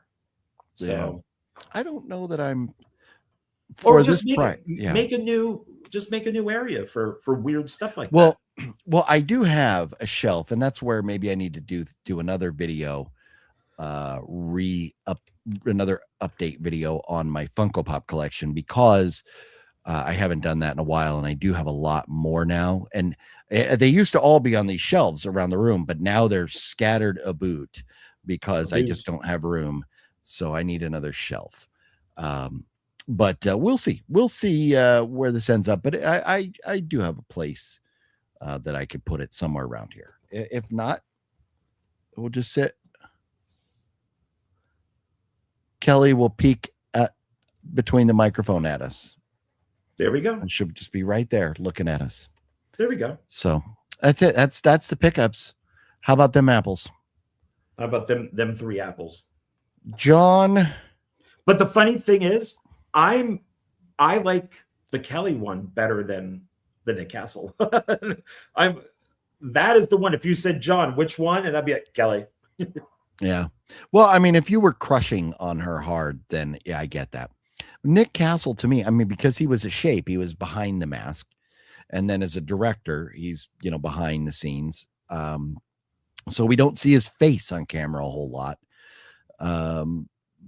But he is such an instrumental part of the Halloween franchise and so many other things that, and he's a great guy in person. He's very, very cool in person. So, as you saw at Creep IE, right? When he was sitting there. Yeah. He was very nice. He was talking up a storm to people, and he was sitting next to like Charles Cypher, right? Was yes, because we were at Charles Cypher, because I don't know if you were getting something signed or whatever. No. We were just saying hi to him. We were just saying hi because I was broke already at that point. Was it Charles Cypher or was it Tom Atkins? You're right. It was Tom Atkins. Yes, you're right. Because I remember talking to him about Night of the Creeps. You're right. You are right. Yeah. So, yes. And then on the other side of him was Nick Castle. And it wasn't on the other side of him Lando. all mummified. Yes. Hello, I am Lando Calrissian. That's you how may he not was. photograph me. No. Weird, cringe, so cringe. Hey, to eat their own, right? As John Ward says. That's right. To eat their own. Shall we dive into the tier list? And anything else you wanted to discuss this evening prior to the tier list? No, I guess this is good, and we can still kind of Night of the Gail Creeps. loves Night of the Creeps. Night of the Creeps. So written and directed by Fred Decker. I am friends with his brother Chris, who was in some of my student films. So nice. Chris was my Bruce Campbell for a little bit. Yeah, for real. House of G fam. Lando did look like the Invisible Man. He did. Yeah. It's so funny. So let's pull up the tier list, and we'll get the last few movies on this tier list, and then we will debate. Is it set in stone? Do we change things? Oh, did I get out of it? I could swear. Baby, it's cold outside. Careful, Larry. That song was canceled. I kid, because Larry's not quoting the song, but he's saying it's been cold outside, and I don't understand why. It's the end of April. Hey, there was a snowstorm at the Dodgers-Rockies baseball game in Colorado, and there was also some massive car pileup. Was it like 50-something cars? Let's see. Let's see. Car pileup 4 days ago, interstate 70 to 75 cars or vehicles crashed into each other the other day, April 14th. So 5 days ago, near Loveland, Colorado, because of a massive snowstorm. 70 cars.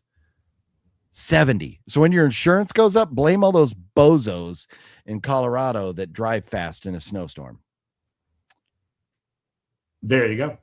But I don't know why it's snowing in April. April snow brings May glow. April showers bring May flowers. What does April snow bring? April snow brings May blow. I thought April showers is when somebody peed on you. Oh, but April showers bring May flowers, right? So what does April snow bring? April snow makes the grass grow. Puff, puff, pass grass. I don't know. So anyways, I have the well, fuck you too, John Ward. Fuck you. Fuck you, John Ward. Fuck you. Got hail in Texas, Wicked did. Wow. Fuck you, John Ward. Fuck you. Doing a me. That's what I do. John's talking. I'm like, we're changing subjects. So anyways. All right. So this is where we're at right now. This is, we got the S's, the A's, the B's. This is everything. I made sure to save it, so nothing is missing. Okay. And right. Any chance we can get Spider-Man's girl off the screen? Thank you. I didn't even do that. It just no, I don't think there is. Okay, it's what it is. All right. I tried clicking here and it just says feedback. Isn't Sydney Sweeney in that show too? Euphoria. Yes. And doesn't she get naked a lot in there? Yes. But Spider-Man's broad is too good. Oh no, the closest she got was her. There were two girls who did not show anything. Her and Judd Apatow's daughter, Maud, would not show anything. But all the other girls did. Yeah, if you want to see Sydney Sweeney naked, just watch Euphoria. So you I don't know what outed yourself, sir. What? For being a Euphoria viewer. There's hot chicks in there and they get naked. So okay. But I don't know now because they're all so big. So who knows if they're even going to show nudity anymore? Okay, so right now we currently do not have any F's. If everything goes correctly, we will have one F. Okay. So okay, here we go, everybody. You guys ready? Okay. Yes. All right. I'm just gonna put this in F so it's easier to see. Okay, sure. So it is the sometimes they come back, sometimes they come back again, and then there's a third one that takes place up in the snow. So this is Stephen King. Yeah, man, we are stretching for this one. I've never seen any of those. I have at least one of them on DVD here, but I've never seen any. So I will defer to you. So, yeah, maybe this will be easier. Metal Greg. I don't want to wait.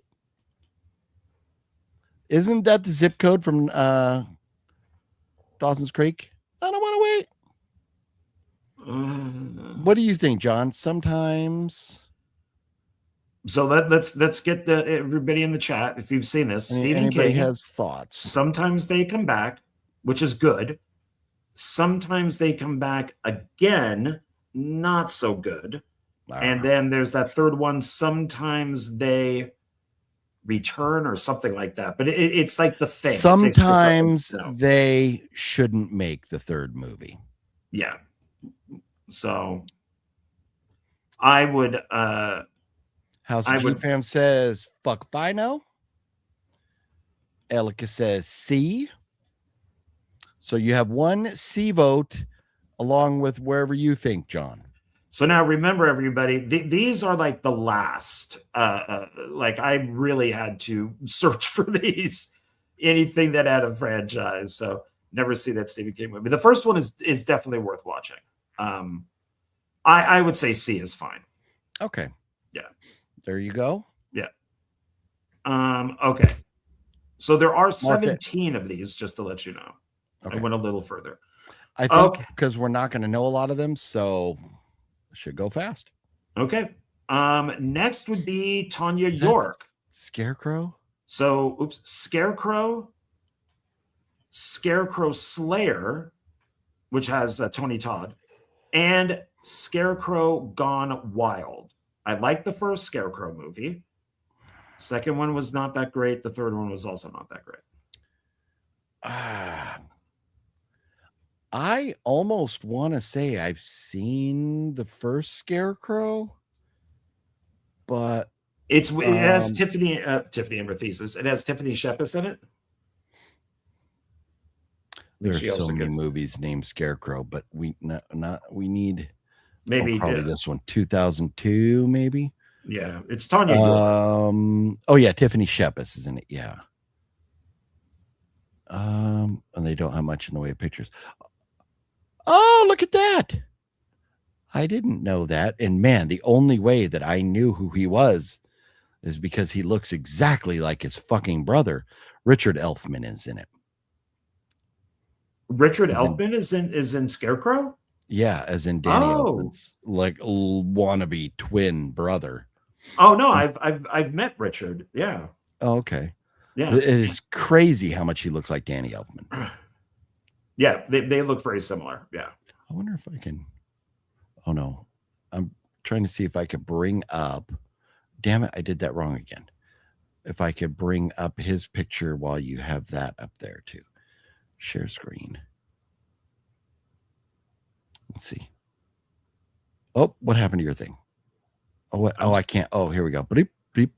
There he is. Look at that. Looks so much like Danny Elfman.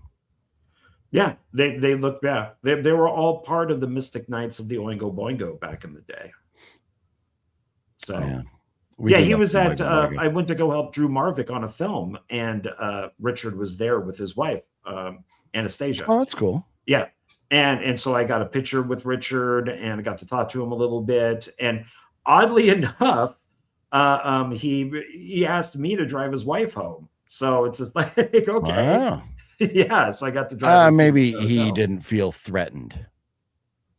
Well, I don't like boobs, so Finally, you admit that. I mean, it's been a while in the making. I'm glad it's been a while since I could admit that I hate boobs. Yeah. Oh, I like yours better. That I could say I could hate boobs. So.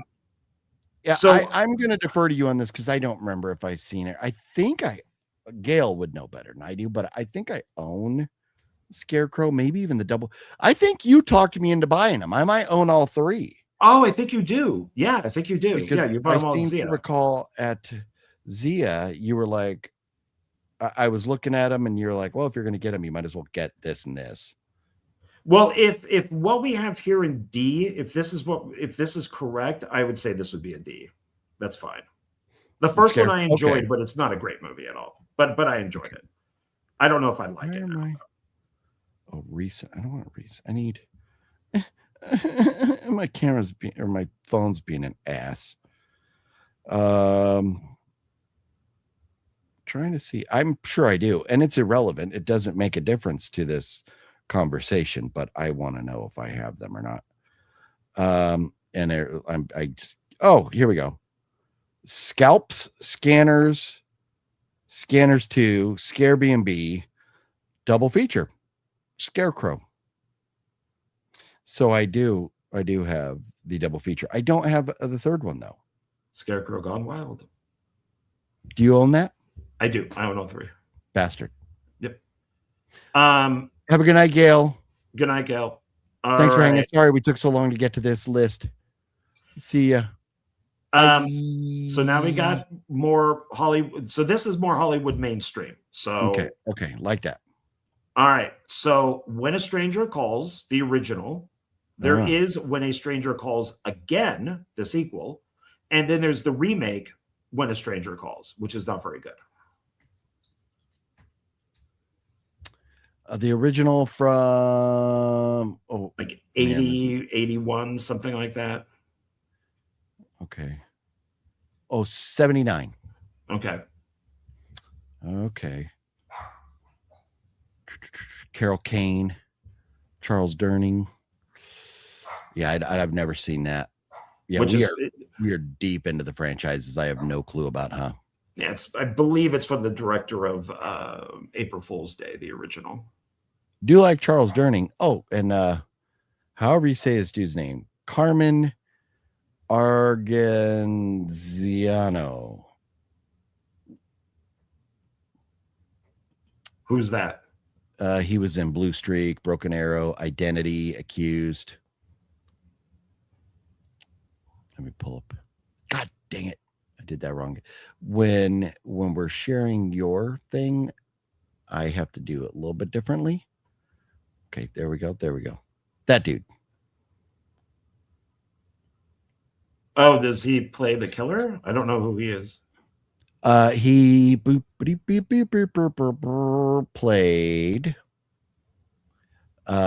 Dr. Mandrakis. Oh, don't know. Yeah. But Charles Durning, I know him. But anyways, I just don't I recognize his image the minute I saw him from The first one is worth watching. Yeah. Okay. Okay. Oh, so where should it go? I would probably I'm going to defer. Elika says B. Elika says B. Have you checked the children? Oh, that's that's the phone call that she gets because she's babysitting the kids. Mr. Bones knows. So what do you think, Mr. Bones? OG is good. Remake is okay. Haven't seen part 2. Okay. Elika says B. Where are you at, Mr. Bones? What grade do you give it? The franchise. Yeah, original is good. The remake is not good, and the sequel is not good. So I would probably leave it at D, to be honest. Okay. Because the other 2 films brings it down. The best thing about the remake is the girl that's the babysitter is very cute. Okay. Yeah. So I would I could go up to a D. I mean, I'm sorry, I could go up to a C. But Bones says C or D. Elika says B. Mr. Bones says C or D. Yeah. So you're gonna leave it a D? Yeah. Okay. All right. Here we got some Larry Cohen. It's Alive. There's 3 of them. Oh, the Killer Baby movie, the mutant baby movies. Man, I've not seen those. You know where I think it should go? Right in here. Right in A. Really? Yeah. It's Larry Cohen, man.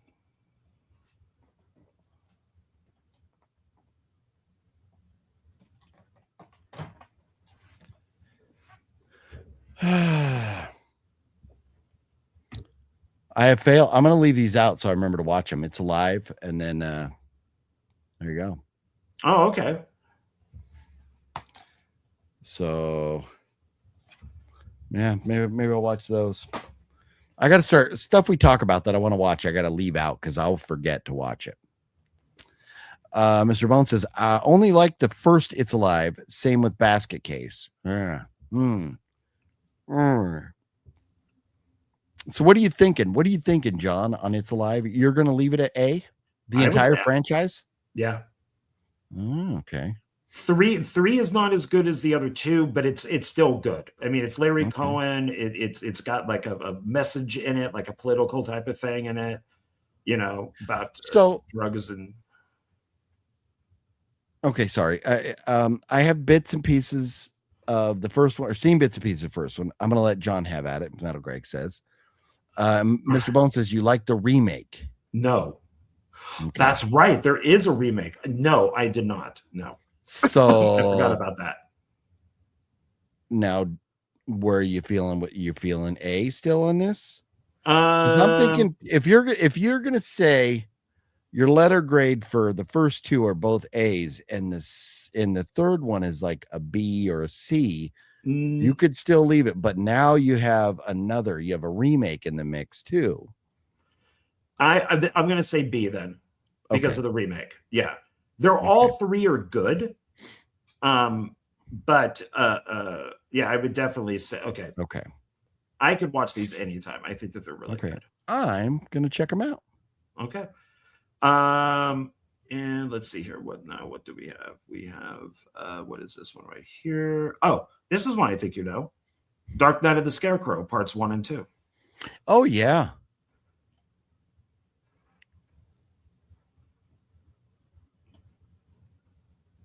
I think you have both, don't you? Yeah. Yeah. I'm debating if I feel like it's a A or a B. Have you seen the second one? I have not. I've only seen the first one.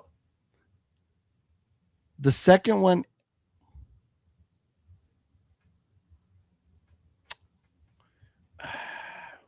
whoop. I thought I closed the screen out.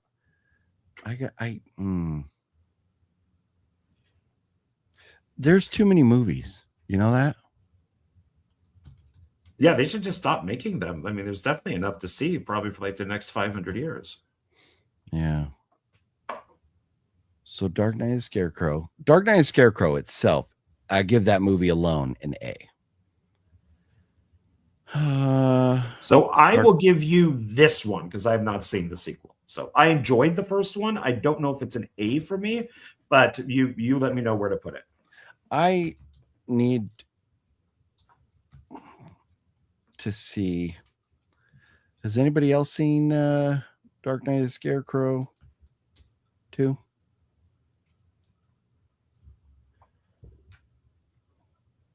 Oh no.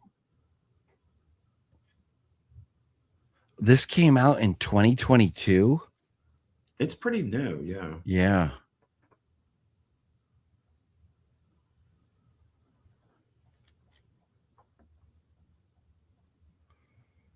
I have not seen this sequel. The sequel looks bad. It looks like a low budget ripoff of the first one.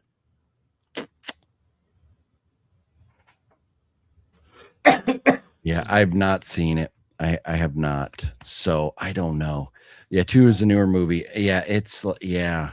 God, pardon me. So the first one I give an A. This one I don't know. It looks pretty bad. IMDb has it rated at 3.2. And it's the first one is 6.7. So this is like terrible. So what about a B? If the second one is bad and you're saying the first one is an A, then it probably should bring it down to a B. Well, what do you feel about the first one? I'd give it a B. I enjoyed it. I just don't think it's great, but I liked it. Yeah, I enjoyed it.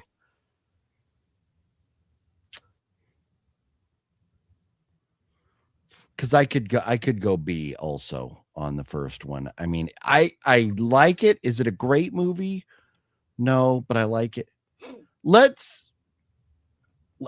I feel like this should be a C on the franchise. I feel like it should be a C based on what I'm looking at in the sequel. And this sequel, I feel like it shouldn't be part. But it is. Like it shouldn't have been allowed to be made, I feel like. Okay. Yeah, somebody probably bought the rights to the name, and I know. Okay, so here we have. Should I do this one or okay? I'll do this one first, then the next one. All right. The Boogeyman, the original from like 1980. Yeah. There was also Boogeyman Part 2, made by the same filmmaker. Yeah. There was also Return of the Boogeyman, which just took footage from the other movies and made. So technically, I guess there's 3 of them, but there's and Part 2 was one of those ones that pulled a Silent Night, Deadly Night Part 2 and just used a whole bunch of footage for the first film. But I do like Part 2. It has a great ending. I love Part 1. Absolutely love the Boogeyman. Hang on a second.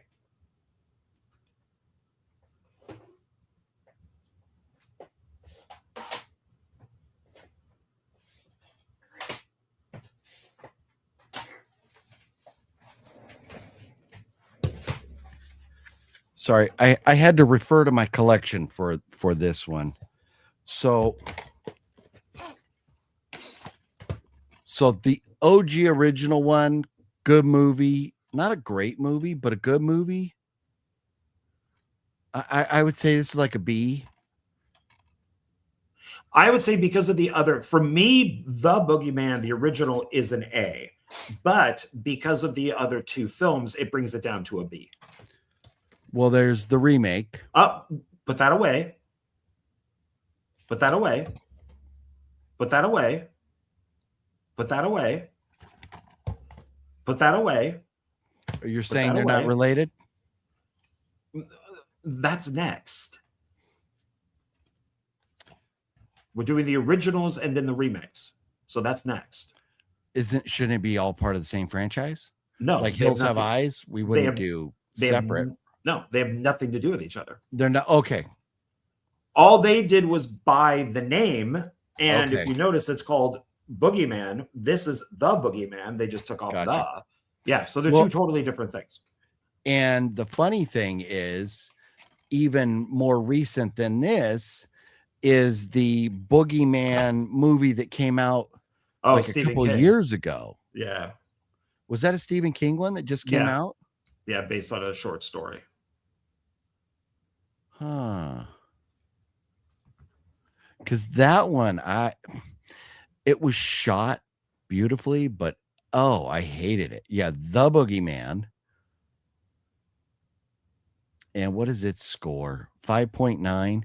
Yeah, that movie pissed me off. Who's in it? Sophie Thatcher. Yeah. So that's not related either. No. Okay. So we're just now talking about this. And then what else happened with this? There's a remake. There's The Boogeyman, the original. Then there's Boogeyman 2, which is a sequel. And then the director basically redid it again as Return of the Boogeyman, but took footage from the two movies and made new footage and made a brand new film. So they all count, I guess. It's the same guy. Okay. So this is Boogeyman and bonus Return of the Boogeyman. So this is like the double feature. Yeah. It does not have Boogeyman 2 on it. Boogeyman 2 is probably separate. Okay. But it's Boogeyman Roman numeral 2, where the other one I think is Boogeyman number 2. So I don't know about 2, and I've never watched Return of the Boogeyman.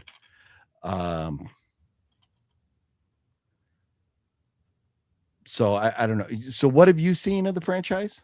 I've seen all 3. Okay. So I would give the first movie a B, and that's all I know.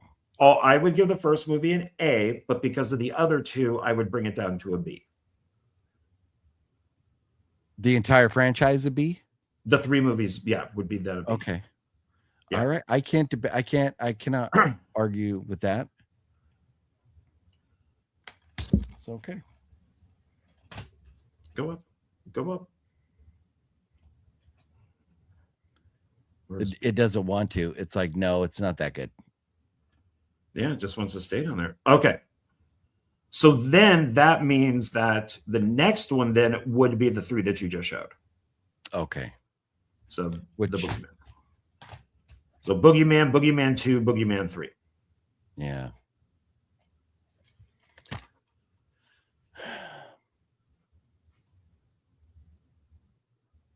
Yeah, I mean, I haven't seen all of them. In fact, I have not seen either of the sequels. But this was just okay, if I remember right, like a C maybe. So yeah, I don't know about these. The first one was okay. I think the second one doesn't. It's like a guy pretending to be the Boogeyman. So it's like, wait, this isn't even a Boogeyman. And then the third one I think goes back to being a Boogeyman. So I could see C. Yeah. Yeah. Yeah. Okay. Okay, so that goes right next to Dark. Okay. Bone says C. I enjoy them. There you go. Yeah, they're fine. They're just not great. Larry wants to know what my favorite color is. I don't know that I have. That is not relevant to our discussion at all. Okay. Has nothing to do with it. OGP, what is your favorite giraffe? Wasn't there only one type of giraffe? That would be your favorite giraffe, wouldn't it? Okay. Yeah, I don't know. I'm not one for like favorite colors or favorite numbers or favorite foods. I like all of them foods. Slack Wolf is very sad. Slack Wolf has not had a chance to experience Alexandra Daddario's boobs yet. So maybe one day. Maybe one day. Don't stop believing. Alexandria's boobs are dreaming. Oh, we're dreaming. Something, I don't know. I don't know. Okay, moving on. They remind me of Darkness Falls. If you've seen that, that's a favorite lower budget of mine. Oh, I like Darkness Falls. That was good. Yeah, that was good. Yeah, I guess. Yeah, I could see that. Yeah, sure. Kind of like Mama, stuff like that. The Curse. There are 3 of these. The first one has Will Wheaton. They're supposed to be cosmic horror, H.P. Lovecraft. When it comes to The Curse, I don't know shit about fuck. I don't know shit about Curse. Nope. I don't know at all. Well, I will defer, sir. So if anybody has seen these, throw it in there. Otherwise, I think it goes into C. The first one is kind of fun. It takes place on a farm, mutant animals and stuff. The second one is a big snake. And then the third one takes place on a train. Something like that, I think. Okay. No, that's Beyond the Door. What is the third one? There is a third. Oh, third one is The Sacrifice. Curse 3, The Sacrifice. But I would say C. So I'm not anybody say anything. So C. No. Larry wants to know, I don't want to wait for my life to be over.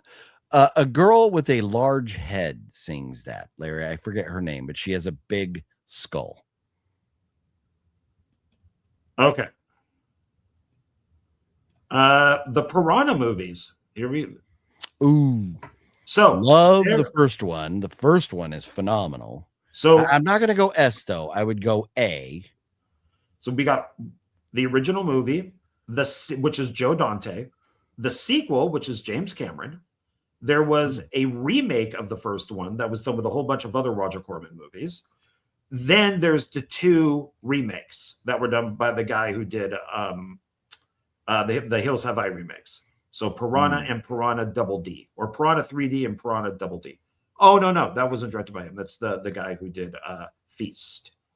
So I do not think there is a bad film in these. Maybe only the remake, because it just uses footage from the first film. But I could watch any of these. Okay. Mr. Bone says strong B. I enjoy the OGs and love the remakes. So I don't know that I would feel comfortable, even though I've only seen the first one. I don't know that I'd be comfortable putting that in the A category with the other A movies. Got to take into account what else is up there. So are you comfortable going with a B like Elika suggests and Mr. Bones? I could say B, sure. Yeah. Okay. If you haven't seen the 2 remakes, 3D and 3 Double D, I highly recommend those. James Cameron's one is funny because they're flying piranhas. Oh, wow. So and that's where he met Lance Henriksen. So it's the film he did before the Terminator. Oh, okay. Yeah. So, and he jokes around about it. Like you can actually have a conversation about Piranha 2 with him, and he's perfectly fine with it. So B. Nice. Yeah, there's he's having they're throwing him a birthday party. I think it's on like Terminator 2 or something, and he goes to cut a cake. And in the movie, a flying piranha comes out of a cake. So he goes, I hope when I don't cut this, a piranha doesn't fly out. So he is okay with making jokes about this. Yeah. Okay, so that's a B, right? Yeah. Let it be. Let it be. Let it be. Let it be. All right. Sorority House Massacre films. Ooh. Jim Wynorski stuff. Roger Corman. There are 3 of them. Yeah. I don't know shit about fuck. I agree with Ruth on this one. Okay. Have you seen them, John? Yes. All 3 of them? Yes. How dare you? You didn't tell me you were watching them, so how dare you? I think that was about 20 years ago. So. Oh. 20 years ago. Ew, It was a long time ago. You're old. They're old. The first one is good. I enjoyed the second one. The third one is called Ready to Die, I believe, and it is a sequel. But they had to call it something else. They couldn't call it Sorority House Massacre. But it is Sorority House. You should watch them because they're Sorority House movies. Yeah, I should. Totally should. My guess, based on the title, is plenty of boobies and stuff, huh? There is nudity in there, yeah, because it's Jim Wynorski and Roger Corman. So. Oh yeah. So where do you want to put that franchise, sir? 3 of them, you said? Yeah. Okay, I don't know. C? I think C. Elika says C. Sorority House Massacre movies, B or C, says Metal Greg.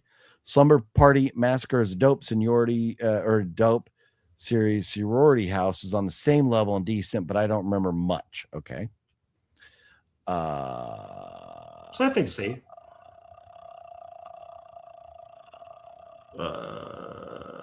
Slackwell says Scarlett Johansson made her money by being a sex symbol, but now that she turned 40, she's no longer one of the hottest and youngest girls on the block. She wants to cry. That hypocrite. Oh, yeah. I would agree. Yeah, and that comment I made about Scarlett is 100% accurate. Hypocrites. There are a lot of those in Hollywood. Yep. They got to say some dumb shit to stay in the spotlight. That's what they do.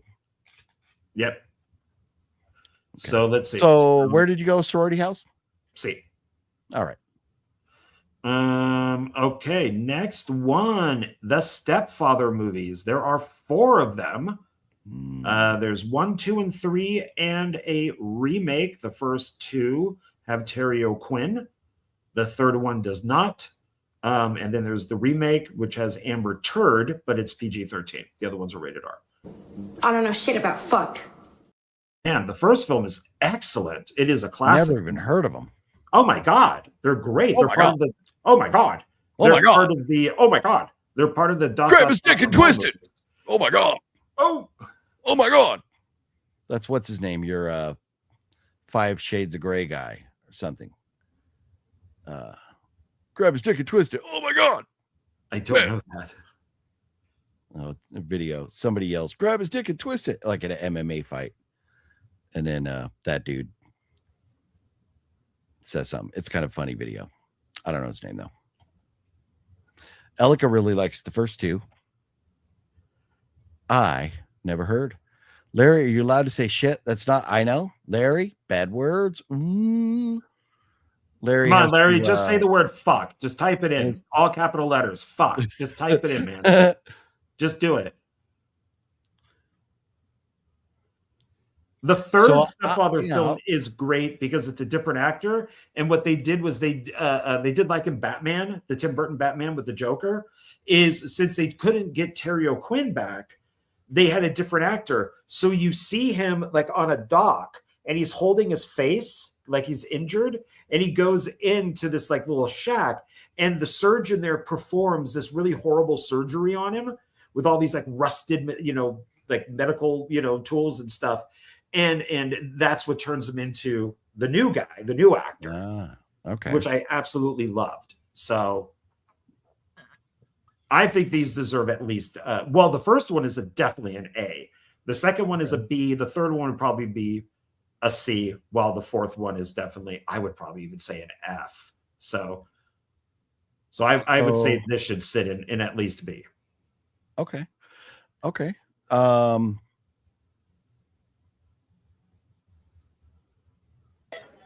Grab his dick and twist it! Oh my God, dude, this is an MMA fight, dude. Twist that dick! Twist his dick! What the hell? That's what's his name? Channing Tatum, right? Is that? Yeah. I don't think, is it? I'm pretty sure it is. I don't. No, I don't think that's Channing Tatum. Grab his dick and twist it! Oh my God, dude, this is an MMA fight, dude. Twist that dick! Twist his dick! Girl is cracking up. I think it is. Okay. I lost my phone. I can't find my phone. I was gonna Google it. I was gonna Michael Google it. Who is in the video that says grab his dick and twist it?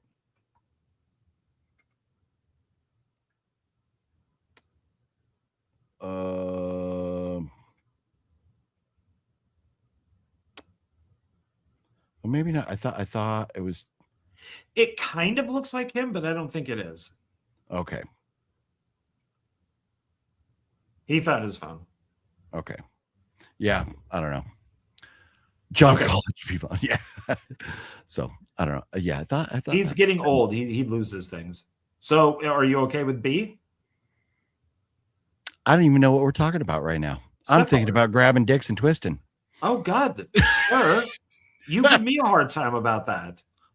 No, I gave you a hard time talking about coffee shits. Blueberry coffee shits. You should be so, you should be so, lucky to have a blue shit. The blueberry coffee shit. Oh man, you ever eaten a box or like a good amount? Not that I've eaten the whole box, damn close to it, of the Captain Crunch, where it's only the colored ones. It doesn't have any of the yellow. It's like the boob. Like the berry one, but yeah, like the blueberries or whatever. Yeah. But when you get the Captain Crunch and it's all just the color ones, your byproduct will be a very interesting color if you eat enough of that box. Oh God, I'll have to try it. I mean, you don't have to, or at least you don't have to tell us about it. But if I do, which I probably will, I'll take pictures and show it to you. Oh, Jesus Christ. Okay, next one. All right, what's the next one? Okay. Thank you, House of G fam. The crunch berries. Yeah, that's it. All right, here we go. I am a little biased. My bad. We got to put this back. Okay. There are 9 of them now, and I am biased because I did work on part 7. So, which is the poster right there. They filmed it in Las Vegas. I got to work for Charles Band and got to meet him, and it was lovely. I have one of them, at least one of them, signed by Tom, and I think it might have been 666. Did he work on 666? Yeah. Yeah, I think he's worked on most of them. What was 7 called? Do you remember? Did it have a? No, or was just it just Evil Bong 777? It might have been that one too, because 777, like slot machine, like Vegas. Yeah. I don't remember which one I have, but I have not seen any of them because they're Charles Band movies. And they usually suck.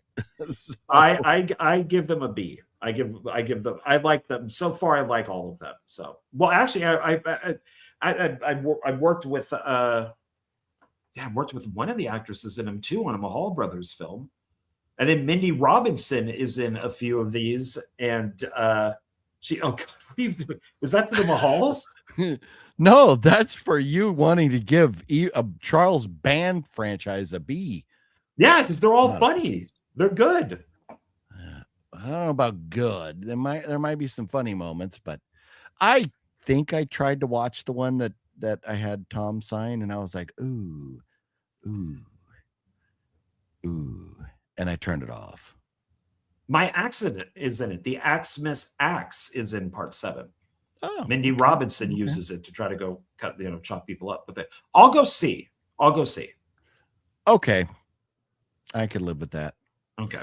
You ever tell anybody the story about how that one movie you were on the set of, like, something about scary stories or something, where you were out there filming in the mountains and you were trying to take a leak and then you heard a noise and you ran? Oh my God. Yeah. So it was. I wish we had that on video. So we were up at what are the Mount mountains? Charleston. Mount Charleston, and it was freezing, and we were shooting like 11 o'clock at night till like 6 in the morning, and oh God, scared stiff, still something like that. And I wasn't a PA because they say I was like an associate or something on it, and I went to go take a leak.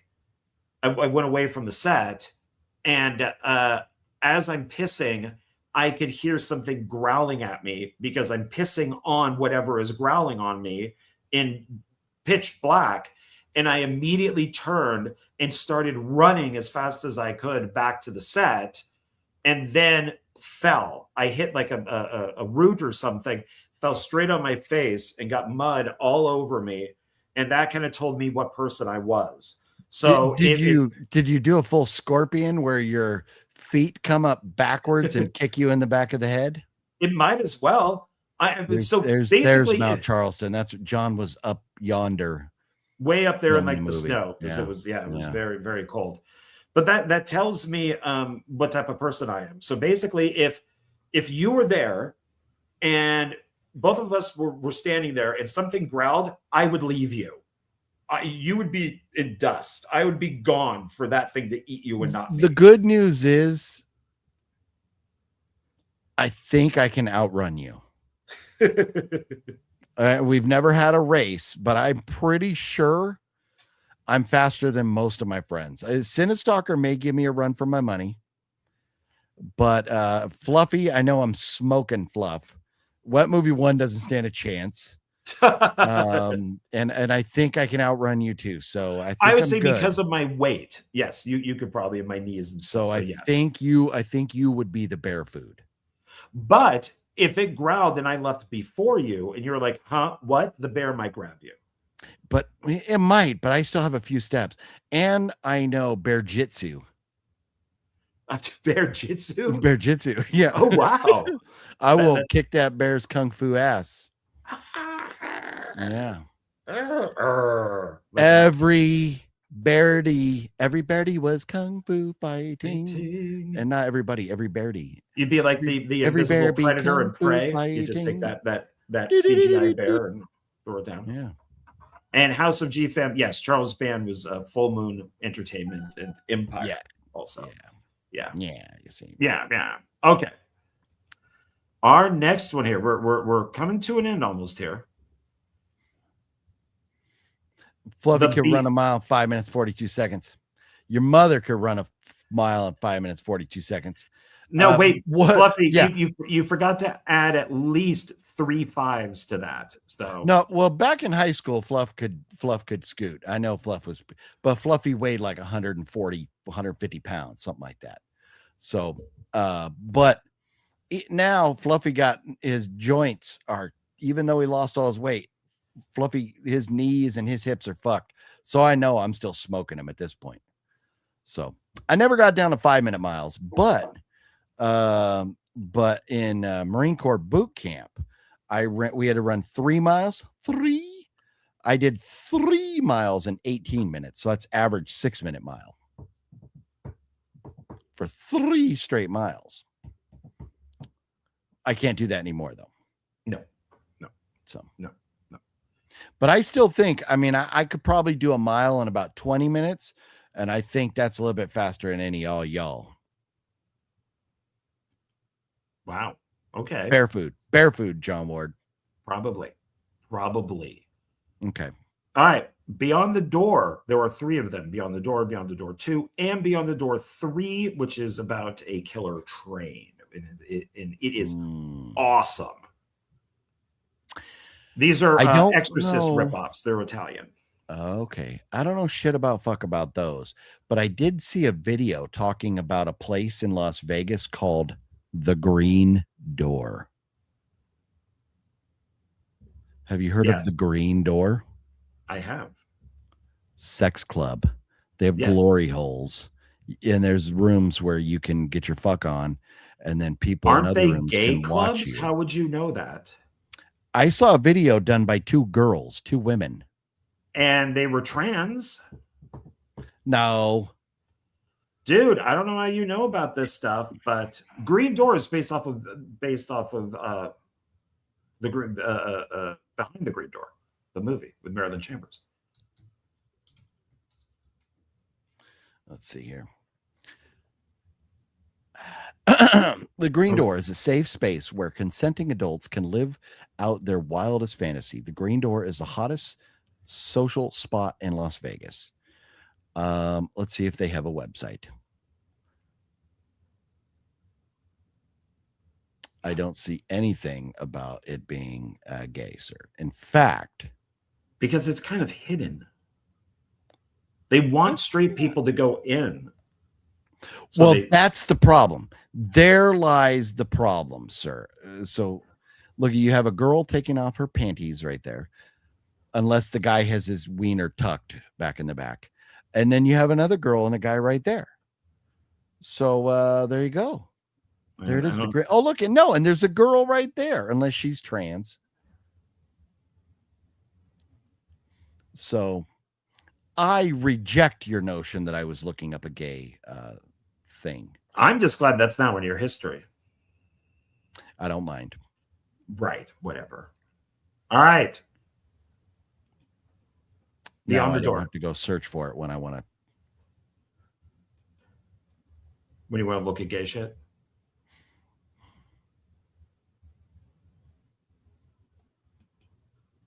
Beyond the door, sir. A bullshit.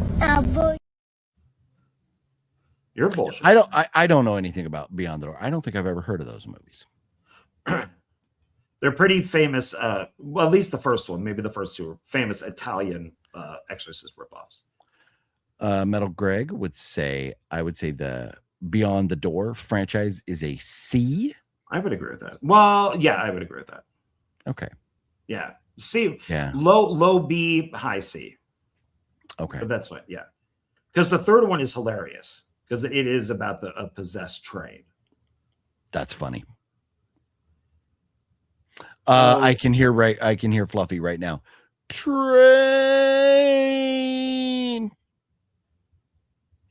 from Stand By Me. Correct. Okay. We're rounding the bend here. Witchcraft. Is that the one where David Sterling produced like 17 and 18 or something? He did produce a couple, but not the whole thing, though. That's why I have it up there. He's only done a couple. Yeah. So No, I understand. Maybe like 3 or something. But I do not reject this franchise being on the list. I've never. Oh no, I take it back. Angela Nording edited one of them. Yeah, she did. The David Sterling. Yeah. It's so fucking bad. I remember. Do you remember what she was saying about him? I think we were talking about this at Ryan's house when we were doing the audio commentary. How the movie was missing so much footage when she got the raw, like all kinds of footage was missing. And David was just like, just put together what you got. She's like, what the fuck? So not to fault her for the bad editing, to fault the director for not shooting all the footage. Witchcraft is an A or a B. So Metal Greg, you understand there's like 17 of these. Mr. Bones says D or E or F. So the first maybe 1 or 2 or whatever maybe were good movies. I've only seen the David Sterling ones. I've never seen any other ones. I own a few of them, but I've never. It's never really interested me because it's just like sex. So it's with like, this franchise, are we going all the way back to Lon Chaney in 1964? No, because there's a Witchcraft Lon Chaney. No, there's probably a few films called Witchcraft, but you'd have to probably start with maybe, I don't know, maybe Wikipedia or something would have all of them in there. 1988. That's the one from your posters from 1988. So yeah, I think that's the first one. And it is rated 3.4 out of 10. I would almost just leave it right there. Right? Yeah. It stars an actress named Mary Shelley. Good for her. Who doesn't have her picture up here either. So, yeah. Then more like this: Witchcraft 2, Witchcraft 4, Witchcraft 3, 5, 666. How original? Witchcraft X. That would be trying 10. Yeah. And that one was rated. That was rated like 2. Let's see. Did you look it up? How many movies are in the Witchcraft franchise? It's got to be like 17. 16, it says. Oh, okay. Maybe it doesn't count David Sterling's last one. Is Fluffy saying rated a W? For Witchcraft. Yeah. Yeah. So I'm based on what I've seen, I would suggest F.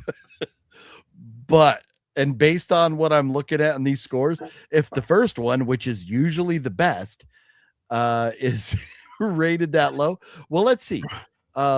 Witchcraft. But unless Metal Grade is joking, he's saying A or B, but then Mr. Bones is saying like D or F. Yeah. No. So we got two different. I wonder if Metal Greg is thinking of Witchboard or something, or another franchise. So part 2 on IMDb is 3.5.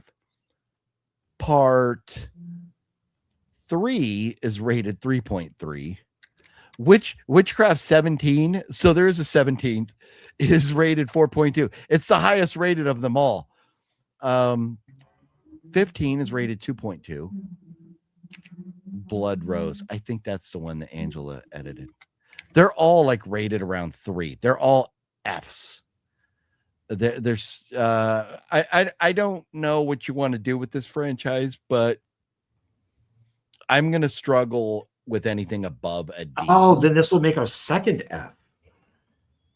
Yeah, I kind of okay. feel like these. Right. Look, even just looking at the posters, I'm like, oh, these are terrible. Yeah, Metal Greg, I think you're thinking about two different movies or two different series, because Witchboard and Witchcraft, yeah, those are two different things. That's like Night of the Demon guy. Yeah.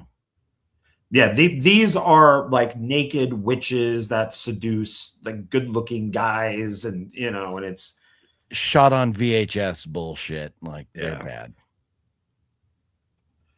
Mr. Jommy says D. There you go. What's up, Mr. Jommy? How you doing? I think Sean Brendan are in 14, 15, and 16. I wouldn't doubt it. No, well, I know because of David. Yeah. Yeah. So here or here? What's up, Ken? Ken Cook says D also. Mr. Bones said D, E, or F. Looks like we got a fair amount of D's though. So yeah. D? You can go D. I'm sure there's some redeemable ones toward the beginning of the franchise. Okay. So we have 3 left. All right. Next one is Pulse. The American versions, because I know you just watched some of these. Yeah. Pulse 2, and Pulse 3. So there were 3 of these. I enjoyed all of them. First one I thought was very good. I enjoyed all of them.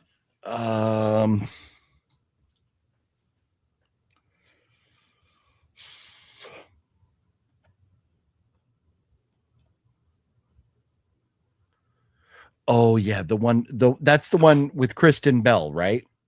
And the first one? Yeah. Okay. Yeah, that's a good movie. Bless you. Thank you. Probably another one. Always comes in twos. No. Afterlife. Maybe a yawn instead of a sneeze.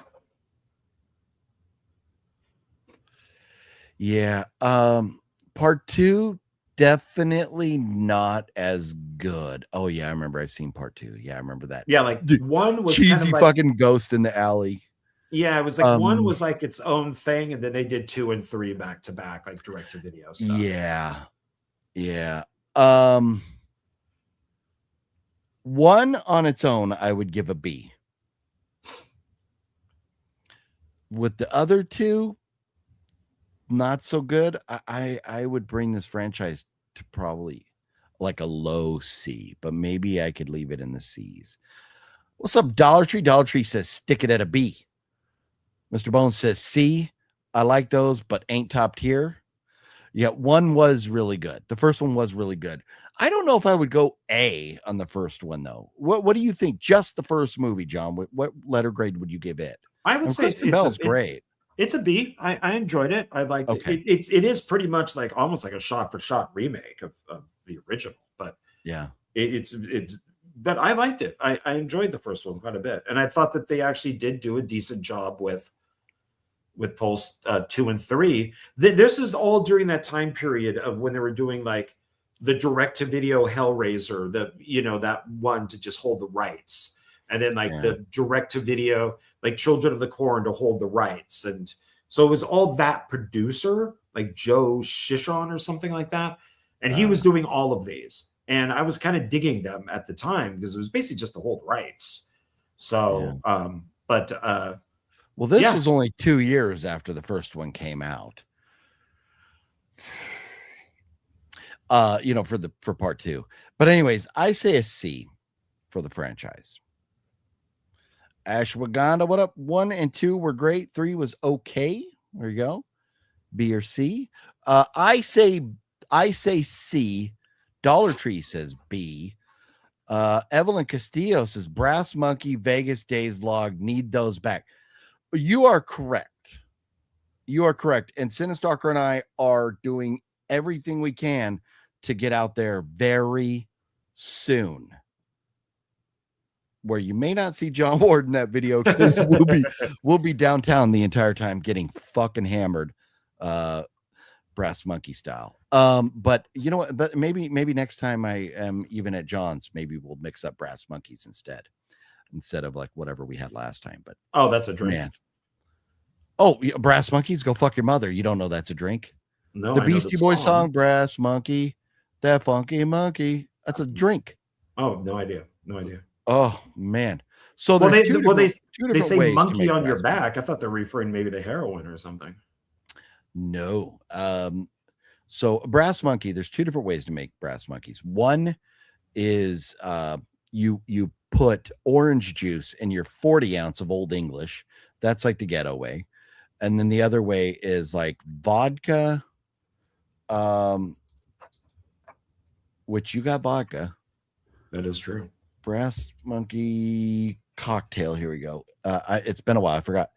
Okay. Dark rum, vodka, and orange juice. It's a phenomenal drink. Okay. Well, so it's basically, no, that's a very good one. But anyways, Cinestalker and I are all about just the OJ in the 40s and getting smashed. But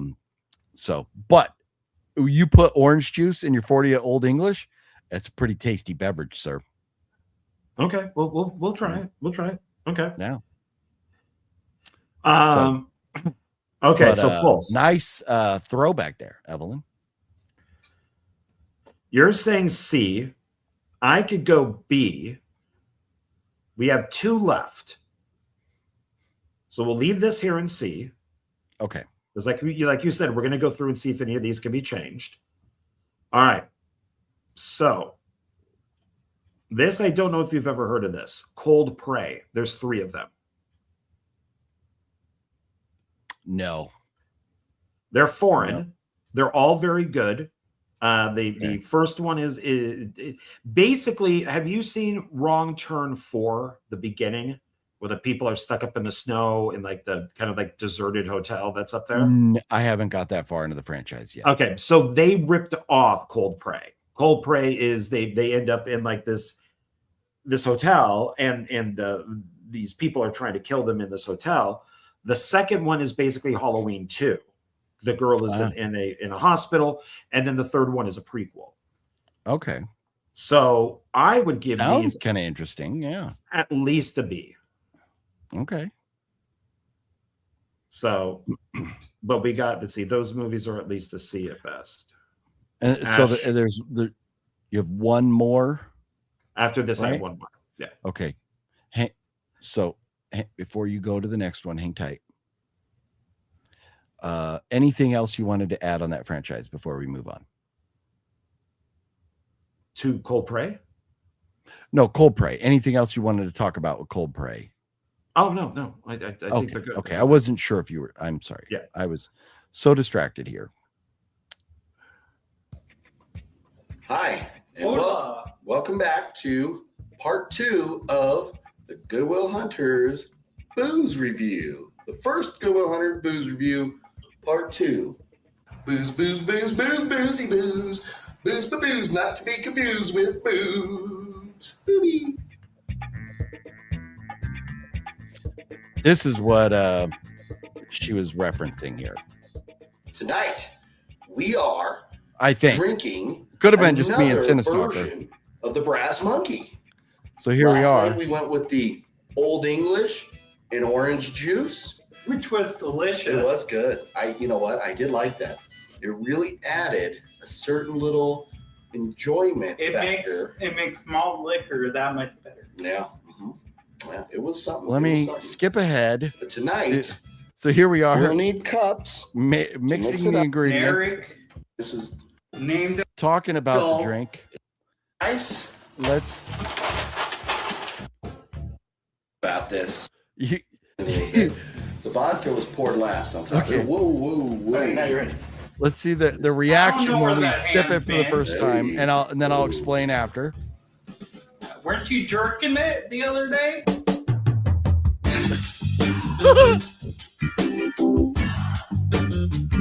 Fluffy jerking in the same room while we're doing our booze reviews.